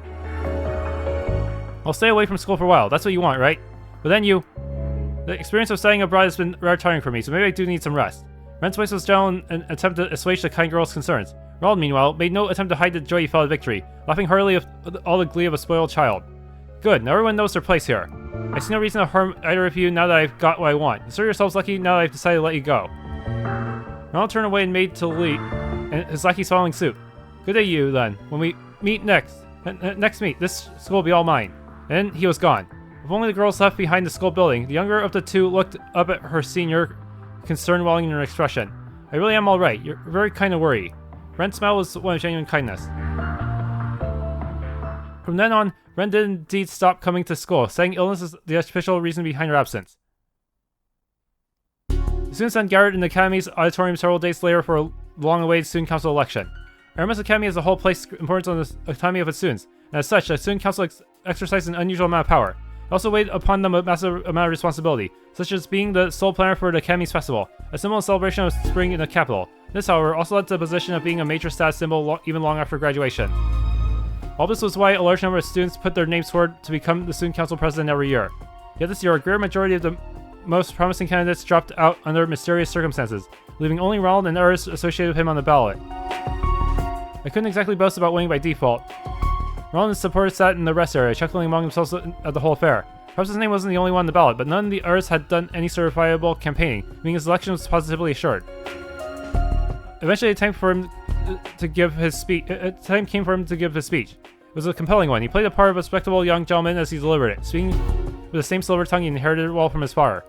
There were some moments where he failed to hide his arrogance, but as no one else had prepared a speech to give, this was not the blow to his campaign it otherwise would have been. Yet we could turn your eyes to the screen. The screen he spoke of was at the back of the auditorium. It was a rare notable feature to have in a school building. To have it anywhere, it was installed several years prior for use in lectures and to display recreational films. Our nations had yet to indulge in such luxuries, showing just how far ahead Calvary was in this technology. Up until then, students had used it to display photographs during their speeches, but Ronald intended to take us another step further.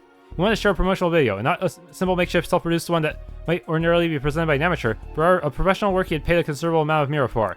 Its quality was genuinely impressive. His victory was written in stone, but this he knew would cement it that much more. Convinced this would serve as a perfect beginning to his ascension to the top of the social hierarchy, he started a video. Musical number play was rousing, fitting, with all what then was Ronald appearing on the screen. So how much merit do you want for supporting me? I can make it worth your while. What? The video playing before him was not the one intended.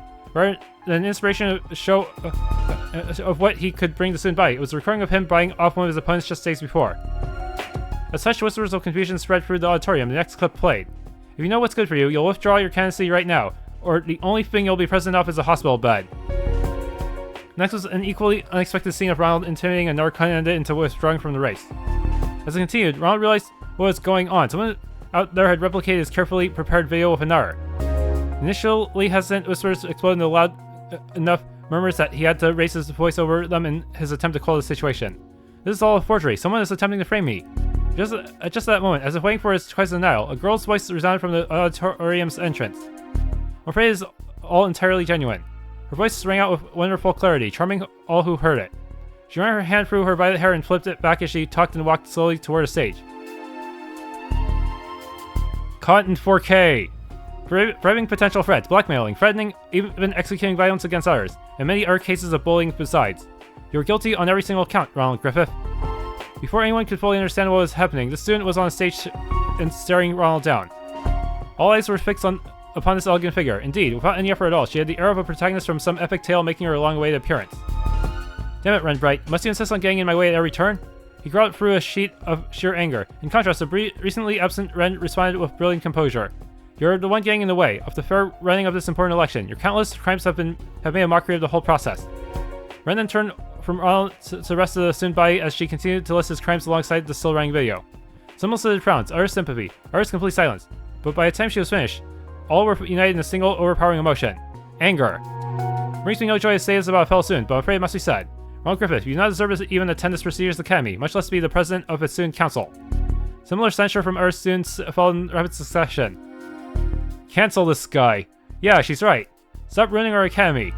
You've gone too far. Ren's accusation wasn't the only reason for their anger. The students of Aramis had long loved Ronald's oppressive behavior. They only hadn't spoken out because they were afraid of his father's power. Now they realized he could be stopped. Their anger had reached an explosive boiling point. Ronald suddenly found himself at the center of a torrent of abuse. He looked to his lackeys for support, but even they refused to meet his gaze. It didn't dawn on him just how fragile all he thought he built was. Rage gave way to an instant, deep despair, and casting a glare of pure hatred toward Ren. Ronald hurriedly sprinted out of the auditorium. Only when he was completely out of sight did he erupt with cheers of joy. In the end, addressing the aftermath of the election took long enough that by the time she left for the gates, it was already evening. Yet even with how late it was, instead of walking her usual route home, she stepped off the path to enter an entirely unoccupied park. How does this work? No one's going to interrupt us here, so how about you come on out? In response to her words, Ronald emerged before her for the first time since he ran away earlier in the day, 10 or so companions in tow. These men weren't his usual lackeys, but instead vicious figures with dark expressions and gaudy clothing. They were clearly not students of the academy. More likely they belonged to some local gang. You don't keep very good company outside of school now, do you? With how they're dressed up, I assume you must be off to a party or something. I'm gonna wipe that smug smirk right off that face for good, Ren Bright. My dazzling future in politics was guaranteed, but now you've gone and ruined everything. What am I supposed to say to my father now? That's your problem, not mine. Or are you so small a man that you can't own up to the consequences of your own mistakes? Not a second passed between his outburst and the manner in which she snapped back, causing his temper to grow twice as vile. That's it, I don't care what it takes. You're going to pay for thinking you could cross me and get away with it. Have I heard? There won't be any consequences for going too far. My father will see to that. The men sprung into motion upon Ronald's signal. What followed made them doubt their eyes. Ronald could not understand what just unfolded before him. His eyes relayed the information well enough, but his mind rejected it completely. A second after he ordered his new lackeys to attack, Ren produced a monstrously scythe, black and gold scythe from thin air. This in itself was beyond comprehension, but it wasn't the last thing to be so. It seemed almost like a cat toying with a powerless cornered mouse, except in this shocking case, Ren was the cat and his men were the mice. They surrounded her at first, yet all it took was a single swing of her conjured weapon to cause most of them to collapse to the ground. In less than 10 seconds, their confidence had crumbled with their bodies. The mice had to scurry as fast as they could, but the cat gleefully gave chase. There were even moments where she let a few think they had gotten away, only for her to immediately close the gap between them. It was only after she was bored that she would knock them unconscious like the rest. Then she would seek delight in her next hunt. Like heavy sacks of potatoes, the men fell one by one, until only Ren and Ronald were left. This can't be happening. The young man was still struggling to come to terms with what he just witnessed as Ren stretched her limbs like a bored child still gearing up to play. Amateurs, every last one of them. If I could at least have a little fun.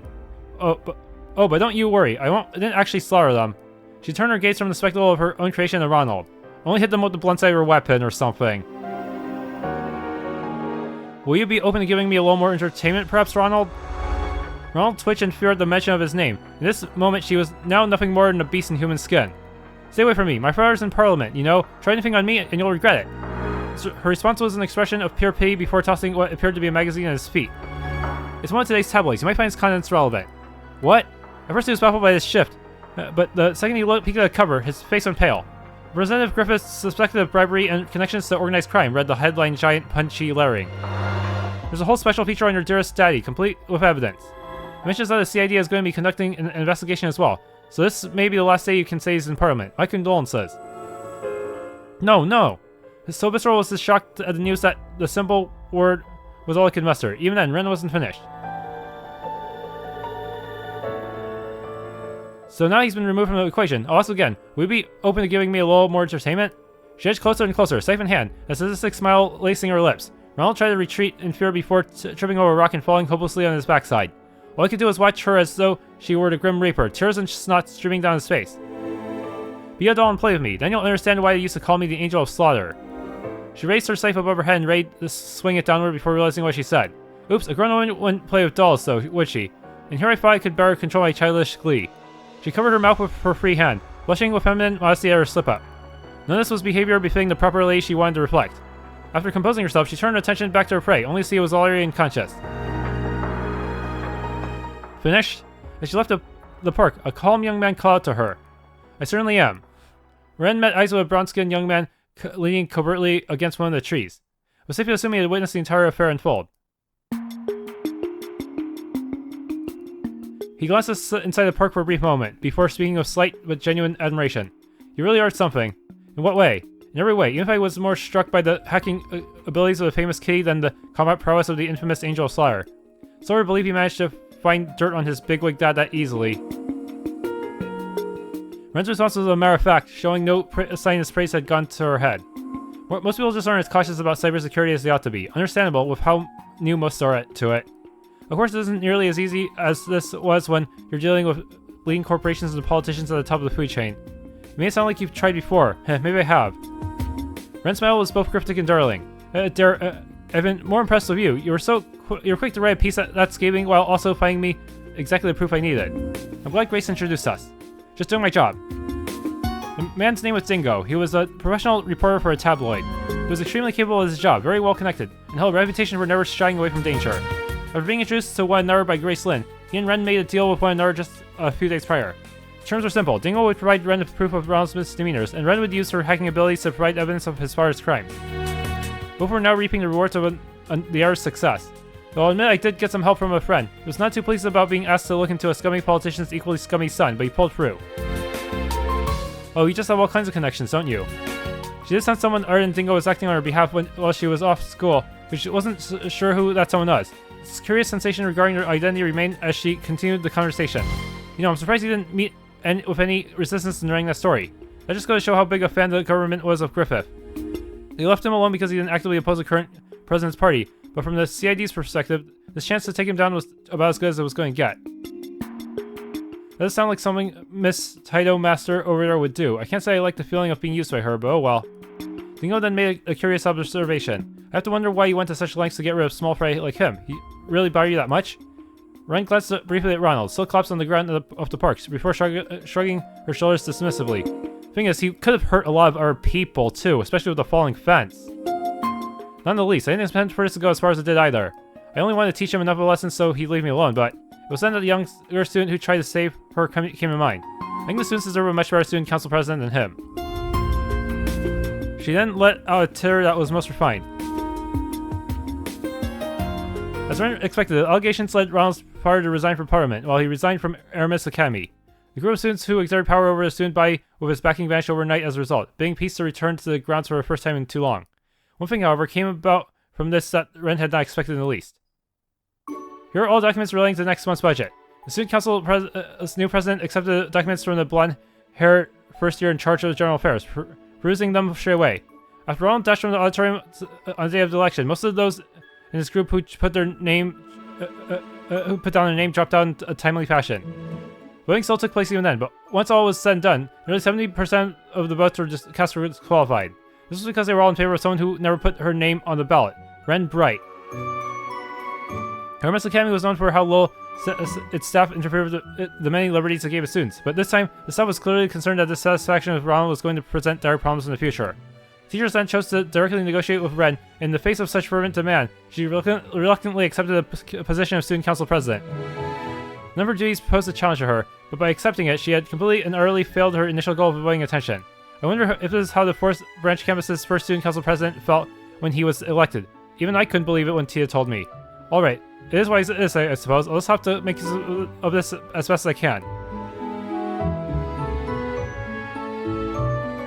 Sunlight beamed into the student council room. The blonde-haired girl and two of her friends struggled with the new workload they were adjusting to. As Ren sat there, ears open to Ram talk and an occasional grumble, a thought crossed her mind. She had no end of real-world worries, the problems arising from rapid technological development, the society's next move, and the ominous winds of change blustering over Calvert. Despite all this, she wanted to enjoy her simple time here while she could. Let's say we get this work done so we can celebrate with a tea party, The arrival of spring was now a distant memory, even if summer had yet to come. There was nothing particularly spectacular about this time. It was just another ordinary, beautifully bright afternoon.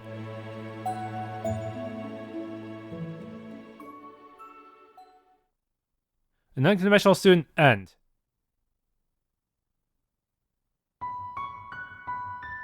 Oh, another Fred showed up. Alright, forward sword in hand.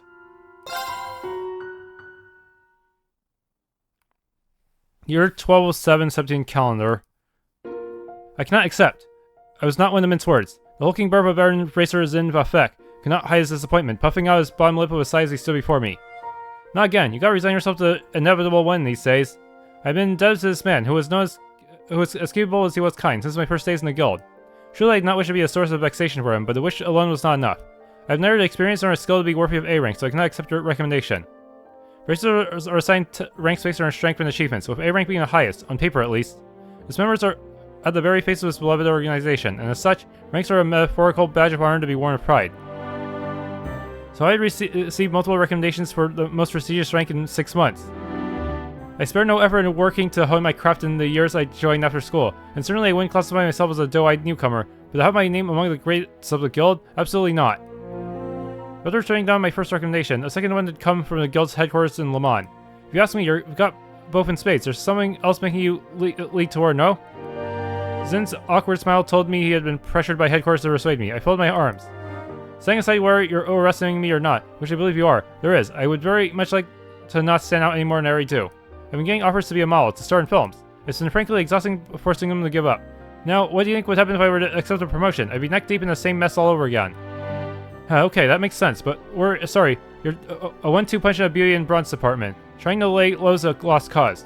With the kind of fans you're getting, maybe you should consider the silver screen after all, you know? Who knows, you might walk away with an award from the film festival. Zin's laugh was hearty in contrast to my unamused frown. Much as I respected him, he could do with showing a little more decorum. That's not funny. I understand being in the public eye to some extent is inevitable, and I accepted it, but I'm a bracer, not an entertainer. I wasn't trying to be funny though. You gotta find a way to let off some steam, or we're gonna break when we need you put together the most. Happens to workaholics like you more often than you think. I didn't think I was pushing myself as much as he implied, but I also couldn't deny there was a nugget of truth to what he said. We were getting off topic. Just why is headquarters so desperate for me to become an A-rank bracer? I can't see the logic behind it. Well, you see, starting with what you know, the reparations from Erebonia have beefed up our economy this year, so all kinds of new investments are pouring in from across the continent. Now, I'm no economist, but people go where the money's at, and where people go, conflict follows. That's just how it is. I saw where he was going from there, electing to expand upon the rest myself. So now we have disputes between megacorporations and a stark increase in Jaeger activity. These are in addition to the known growth of private military companies and increased tensions between mafias. You got it. You think it's bad now? It's only gonna get worse from here. That's why Le Mans wants to up security here while promoting our rising star, you. You see, it's good PR for the guild and a deterrent to any potential threats are thinking about stepping out of line. Perhaps I was more vaguely aware of their goal in using me than I wanted to admit. That didn't make hearing the answer any more satisfying. If they have you asking me to play my part, then surely they have asked you to play your part already. You've been recommended for S rank, haven't you? If you know of a better deterrent than having an S rank in caliber, then I'd like to hear it. Zinz squished the back of his neck awkwardly upon my statement. I just don't think I'm up there with someone like Cassius Wright. S isn't even an official rank, and even if it was, just look at me. You think a guy like me is a picture-perfect advertisement for the guild? I think you have the skills, achievements, and built to be one, yes. A curt, quick response. Alright, point made. I can't force you to take the recommendation. I'm not about to be a hypocrite. Just let me know if you change your mind, okay? With that, the conversation came to an end, and the guild's racers guards began a routine meeting of delegating more open requests. That's how I preferred things. It was better to stay like this. There was a point when I wanted to be something more. I can no longer remember when that was. Sometime during my childhood it happened, I'm sure. I just recall realizing how small the world truly was. So I prayed and longed to become someone I was not. It was around high school when I thought I had become became a someone. Those years were unforgettable. I'll never forget the unexpected reunion that was had there, never priceless treasure I had gained. I truly thought I'd gotten closer to who I wanted to be. But in the end, it was just a wishful thinking. My hand once held was now empty, and I was still a nobody. But I refused to stand still. I grew up unrelenting in following the new path I chose for myself, ignoring my family's objections. My motivations had changed, however. I no longer possessed that girlhood desire of becoming something more. Of becoming someone. I just needed to keep moving, however aimless that movement was. Well, aren't we looking gorgeous today? With a whimsical wink, a familiar bartender welcomed me to his establishment. He was a tall, affable man who lived by his own rules and never hesitated to lend a helping hand to others. He reminded me much of the Crossbell City branch's receptionist from the few times I visited for work. The place is nearly empty today, so I sat down on the counter seat first from the door as he approached. The usual, sweetheart. I stopped by here after a hard day's work on occasion. Whenever I did, I always ordered a coffee and a light snack. This was not a coffee and snacks kind of day. I wanted something with alcohol, even beer will do.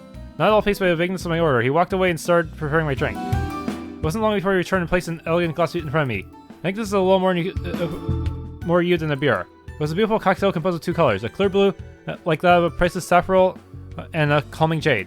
No doubt he could tell how disquieted my heart was and was trying to soothe it in his own way. I thanked him inwardly before daring to broach my other reason for coming. Have you learned anything more about what I asked? Apart from being a skilled bartender, he was also a well-known informant. He was extremely well connected to the guild, the press, and even the criminal underworld. He was very careful never to overstep his bounds with the last one.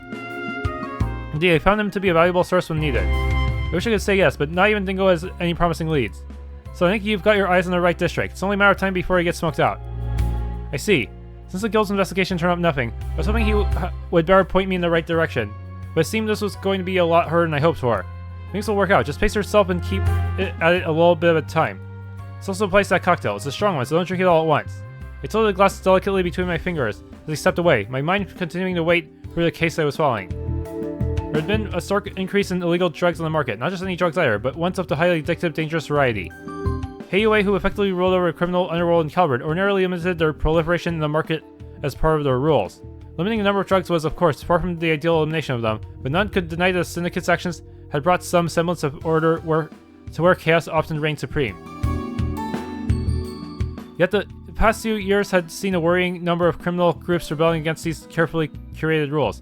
One of these groups was surely behind the current change in the market, and all of this held a presumed connection to two missing people. The guild and police had been tasked with searching for two children now, below the age of 10, a boy and his younger sister. They simply left the house one day and had not been seen since. Evidence suggested they came from a perfectly ordinary family on good terms with one another, so the likelihood of them running away was slim.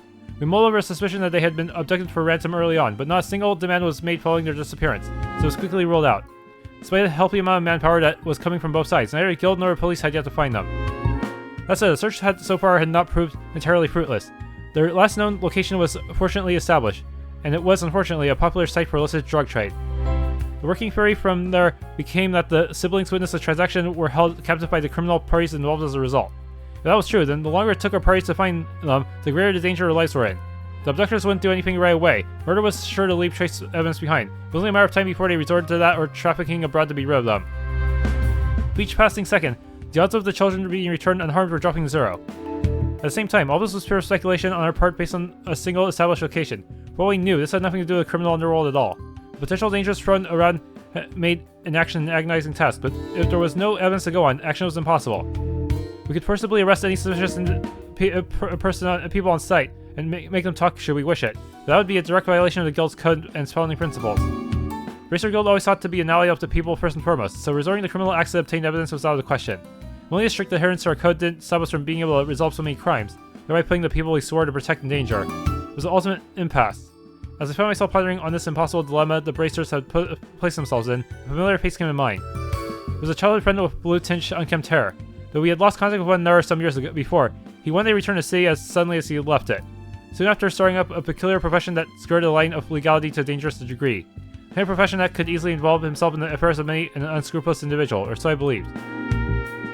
So just what did that idiot think he was doing? He walked out of my life without warning and walked back in much the same. I spent so much time searching for him. I knew our reunion would be an awkward one based on how we parted, but for him to return after all that waiting, all that searching, and dive into some questionable enterprise so different from my own was almost too much to bear. It gave rise to many concerns as a bracer, and many more concerns as a friend. And one that bothered me most was, why hadn't he come to see me? Do you have any idea how worried I was about him? How worried I am about him? Irritation building. I took a large gulp of my cocktail, but the alcohol only fanned the flames of anger burning in my heart. They burned brighter and brighter still, becoming a dazzling white that projected countless transient images of the past. And just as quickly as it flared, my anger faded in an instant, replacing itself with a very different emotion altogether. Why'd you leave me? The words slipped from my mouth without me realizing it, making me feel downright pitiful once they were said. If someone were to see me in this state. You still haven't moved on, I see. A familiar but unexpected voice called out to me, causing me to jump slightly from surprise. I quickly regained my composure. So I have a few choice words I'd like to say. My response to feigned calmness as best I could. I couldn't help but think I had more than a few choice words, really. Following up with that word would aid my annoyance in a way I would rather not further. I imagine you have more than a few. Right, of course he would see right through me. The respectable man then sat down next to me as though our running into each other was no coincidence. He was another child from both myself and the one I was lamenting over, and someone who followed a remarkably different career path from either one of us. But it's still bothering you that much, why not just go and see him? You already have his address by now, surely. How could I with how much time has passed? As I mumbled my response meekly, I thought I could hear a man next to me chuckle. Well, then I suppose there's no need to rush things. With your lines of work, I'm sure your paths will cross naturally enough in due time. Didn't expect that kind of response. You make it sound so romantic. Lest you have forgotten, I don't struggle with expressing what's in my heart the way he does.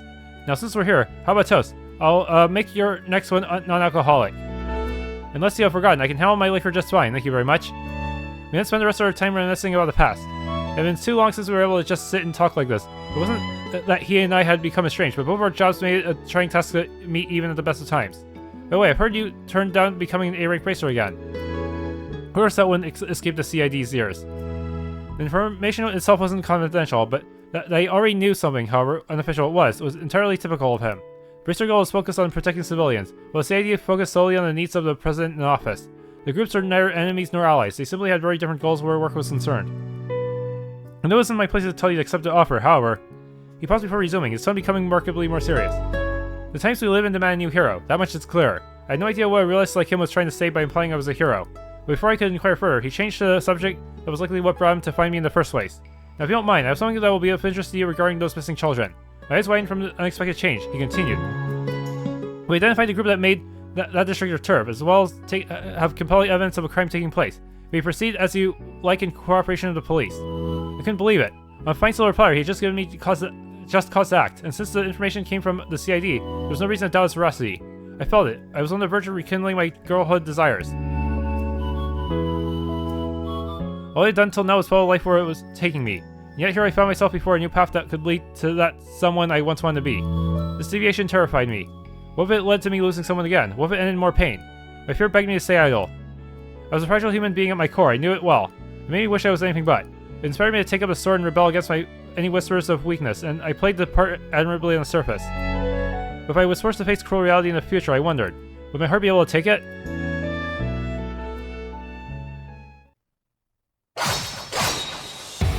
They sidestepped to the left. I shifted my center of gravity and unleashed a flurry of slashes against my first foe, using that momentum to thrust both myself and my blade toward my second. The two low-ranking mobsters fell to the ground. They were members of a mafia I had been chasing, and right now I was in the thick of their den of operations. My friend gave the guild and the police the excuse we needed to take more direct stance against our targets. This information was fake, however, so we would still have to discern their precise location of our own.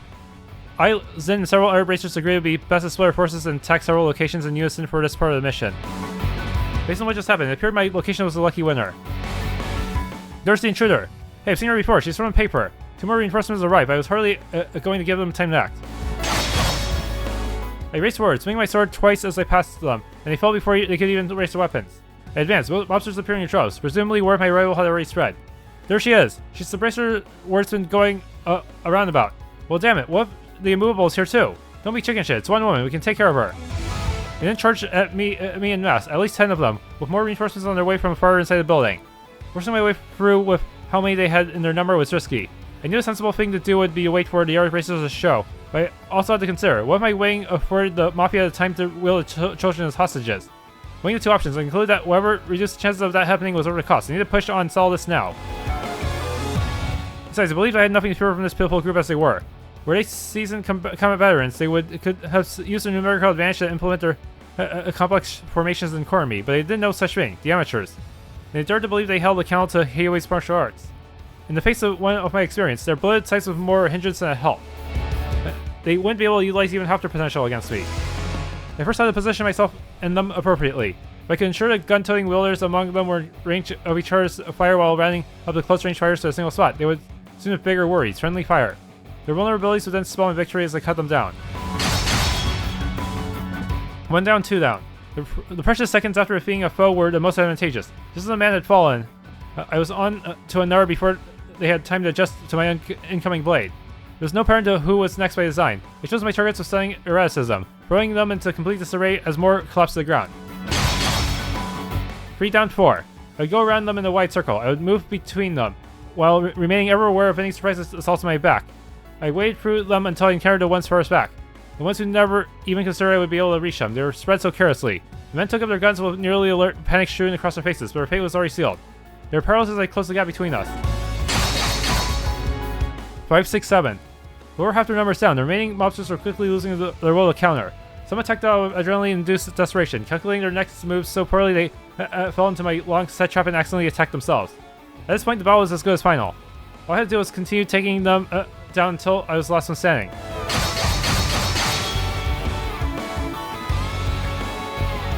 There were smaller groups I encountered on my way for the building, but I was able to disable them with little effort.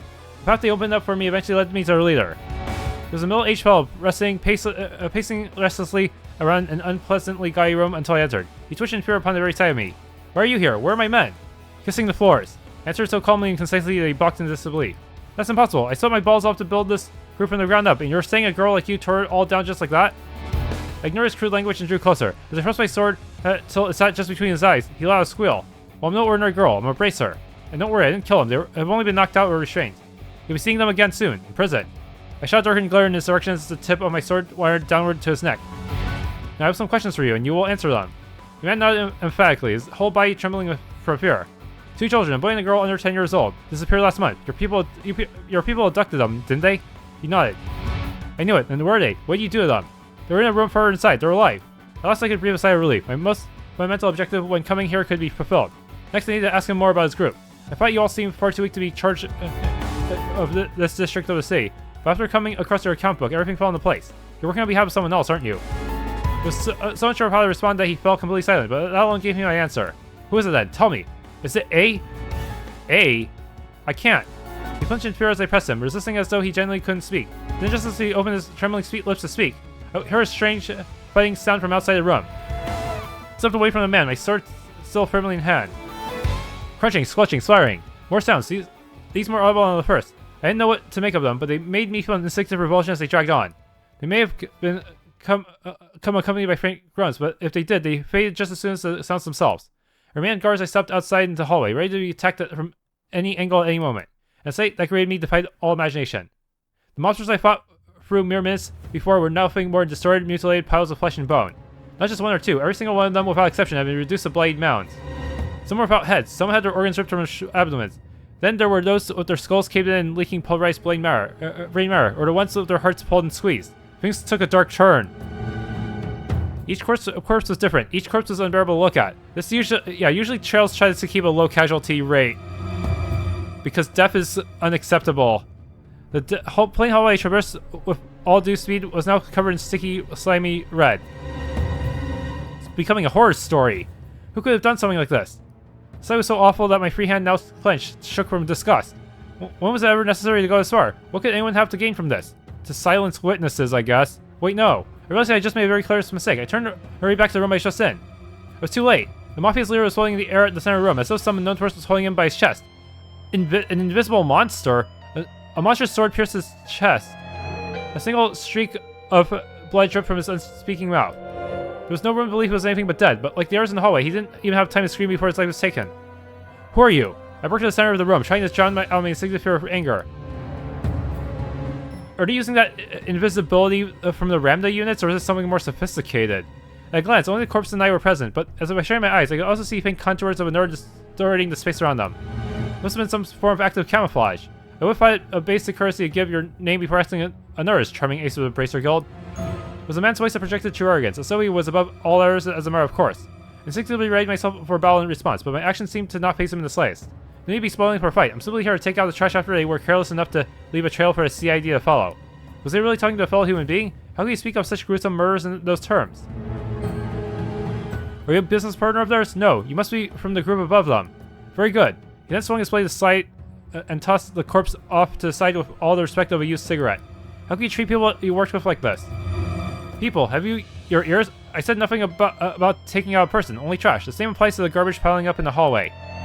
They have always been so, even before I stopped briefing. It was clear that communicating with someone of his nature was impossible. I dismissed calm reason for an intense, all-consuming anger so great that my entire body couldn't stop trembling. You monster! Before I knew it, I had sprung into action, piling every drop of strength into my blades to launch a swift, unavoidable strike. But he repelled it with one vertical swing of his own. This one exchange was enough to tell me that his strength was, a league above mine. He parried my blow at the most perfect instant, canceling out the force of my attack with so little effort that it barely scratched the surface of what he was capable of. The active camouflage did nothing to hide the monstrous nature of his cruciform sword either. Its design combined silver and black in an unholy fusion of darkness and light, as if chaos itself dwelled within its very blade. It was no common weapon. Even if I continue to give it my all, my odds of winning against him were extremely slim.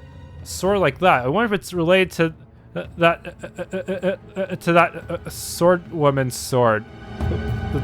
That Black God One blade sword. Same materials, maybe something to surpass the Black Zemurian ore. At the same time, my instincts are screaming at me that I could not allow him to leave. I charge again. If attacking from the front wasn't going to work, I would have to go over the side. He blocked the attack with just as little effort, but I wasn't done yet. I refused to stop moving, slashing a first time with even more speed than the first two.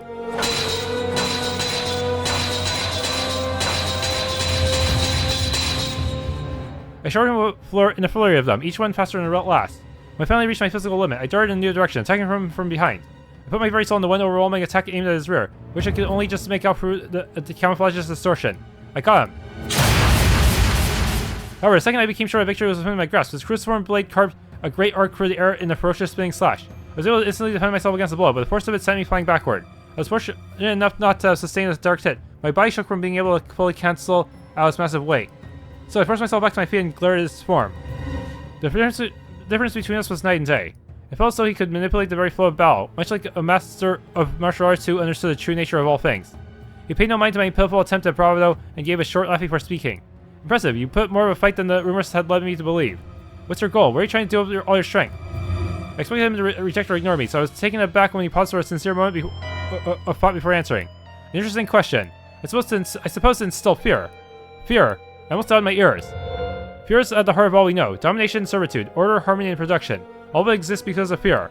That's why I seek to instill fear in its purest form, much like the retributive tower that appeared in Crossbell half a year ago. It's such a pity that it fell. There was such a pleasure in his words that made it easy to imagine an expression on his veiled face. As insane as what he was saying sounded to me, I knew it. He meant every word of it. You really are a monster. Heck, continue your fruitless attempts to stop me, and you'll understand what I mean in due time. He lowered his blade. As a parting gift for assisting me in my house cleaning efforts, I will let you and those children go. Keep that far too pristine blade sharp for our next meeting, Bracer. With that, he turned to leave.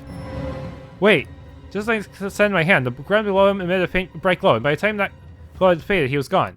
He had likely used the same teleportation spell that certain other criminal organizations were known to rely on. All the bad guys have it, and maybe some of the good guys if they have witches. His departure also released all the strength I had left in me. Not from relief, but from the exact opposite. I was so overwhelmed with frustration that I let him leave, so afraid of what he might go on to do because I couldn't stop him, that I lost the strength to even stand. Of course, it's just who I've always been. I haven't changed one bit since the day you left me. I'm still the same powerless girl I was back then. My work here wasn't finished yet. I walked to the next room. I opened the door and was greeted by what appeared to be an old storage space. There, across the hall, I found who I was searching for. Brother and sister pair were crouched against the wall, the boy trembling on the floor as his sister stood close by. It's okay, I'm here to help you. I kept my tone as gentle and reassuring as I was able. The girl smiled, with her older brother continued to hide his face. I slowly walked toward them, careful not to make any sudden movements. But as I did, the boy shook his head vigorously. His whole body trembled more the closer I got, as though he was telling me to stay away. The answer from the man flashed in my mind. Fear is at the heart of all we know. These poor children were very much in fear's clutches. No matter how gradual I was in closing the distance between myself and the boy, trying my best not to provoke him, his body language showed he continued to reject me. We were now within arm's length of one another. His shaking grew more violent, and though he opened his mouth to speak, his voice refused to come out. It's all right. I smiled a most comforting smile. After that, I reached out behind me and grasped the blade of the knife that was being pressed toward me. I turned swiftly, my fingers never letting go, and found the one gripping the hilt to be none other than the sister. She had tiptoed around my back while I was kneeling to meet her brother and try to stab me from behind. She was a bit startled by my halting her attack, but otherwise she stared blankly forward, emotion on her face nowhere to be seen. I suppose he was right about fear. It controls everything we do. It must have been through something very terrifying if it made you resort to this. No doubt they were now conditioned by fear to attack anyone who came to their rescue. I paid no mind to the blood from my bare hand slowly dripping to the floor. The cut from the knife was nothing compared to everything else in the moment. My first priority instead was to reassure the girl that I meant no harm. We humans are capable of more than giving into that fear. We can fight it. With courage, we can fight it. The brother was doing just that now. He may have been gripped by fear, but he still fought his hardest through his actions to alert me of the dangers his sister posed. If it took all he had, he wanted to keep me safe and to keep her from committing an irreversible, regrettable act. It was thanks to him that I noticed what she was trying to do. You don't have to be afraid anymore. I'm a bracer. I'll keep you safe. I took the girl into my arms. You're a bracer. Even her voice was devoid of emotion. That's right. I'm here to help you. Oh, I think we've seen you in the magazine before. Something Blade, I think. That's right, the nickname is a little embarrassing, but I'd be happy if you remembered it. That way, as long as you hear it, you'll know I'm here to keep you out of harm's way. I tightened my grip around her as if to stop anything from hurting her and surround her heart with my warmth. It really will be okay, I promise. I noticed her eyes twitched just slightly, and before long her eyes filled with tears. Soon she began to sniffle. At first a small one here and there, till it gradually grew more pronounced, eventually turning into uncontrollable sobs. She had finally been liberated from her fear. As for me, I had stayed my course. I was too afraid to deviate from my current path. So I had chosen this path with pride in my heart. I didn't think it right to turn my back on it now. But I wasn't going to let it be an aimless journey from now on either. And so, another day in the Edith branch of Halbert's Guild. It sounds like the Mafia is trying to copy what that organization of assassins managed to pull off. I was discussing the recent case with Zen. The siblings had indeed been abducted because they witnessed an illegal transaction. The Mafia involved then fought to mimic a group of assassins known for raising children with the intent of turning them into professional killers. Their attempts thankfully proved as unsuccessful as their attempts to remain covert in selling drugs. The Society found them, and whoever they were working for purged them. Hell of a way to go. If I hadn't been so incompetent, maybe they wouldn't have been purged at all. Don't beat yourself up about that. The Guild's priority is to keep civilians safe, not criminals. I don't want to say they deserve if we're getting involved in organized crime, but it is what it is. Try putting that frustration you're feeling to more personal growth instead of letting it eat you alive. I was told that while the siblings were going to need psychological counseling for some time, they were fully expected to recover and go back to their everyday lives. My meeting of them had triggered something inside me. I came to realize that something needed to change. I had to take some kind of step forward. And in me falling to the floor in some traumatic fashion, I just needed to pick myself back up again. With that in mind, I accepted my multiple recommendations. It's gonna be a long video. The times we live in demand a new hero. Doing so made me think of what my childhood friend said to me. I didn't believe I had what it took to be a hero. But I could be even just a brief one, when able to give people hope and banish the darkness ahead. And it was reason enough to keep going. Maybe that could make somebody enough to fight alongside the real hero once they came to light. Well, shall we get down to business? Zin turned to face me, his classic broad grin even broader than usual. It'll be a while longer before the official paperwork arrives from the headquarters, but I'm sure they won't mind me speeding up this part of the process with how much they wanted this. The Republic now had the Bracer who reached A rank at the same age as the Empire's Purple Lightning. Congrats on your promotion, Elaine Auclair, Beauty's Blade. Will Estelle ever get A rank? Or will she have to literally... I bet even after Estelle gets it helps in defeating the Grandmaster, she'll still be like B+ rank or something. Forward, sword in hand. The end.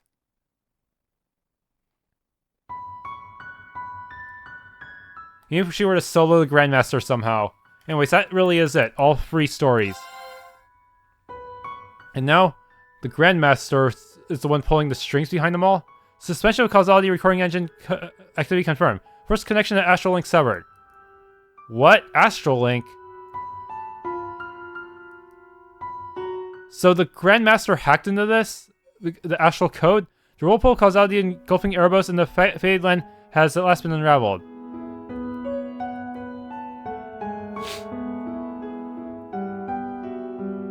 For the bell ringing in the end of days has yet to... The bell ringing in the end of days has yet to be silenced.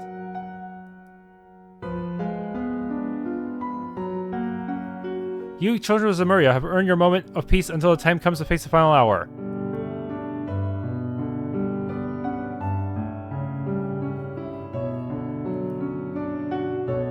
Until you, with hope and fear in your hearts, must walk new trails.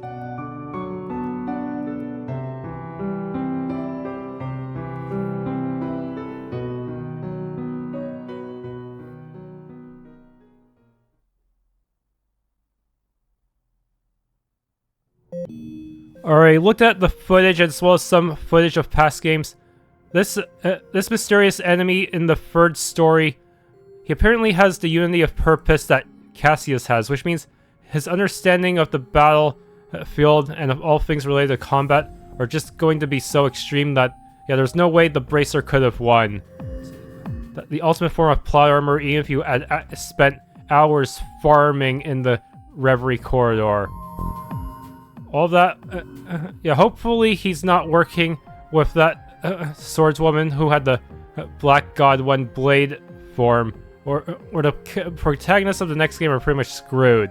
They would need nothing short of like a meteor hitting their enemy at just the perfect time, and even that might not be enough.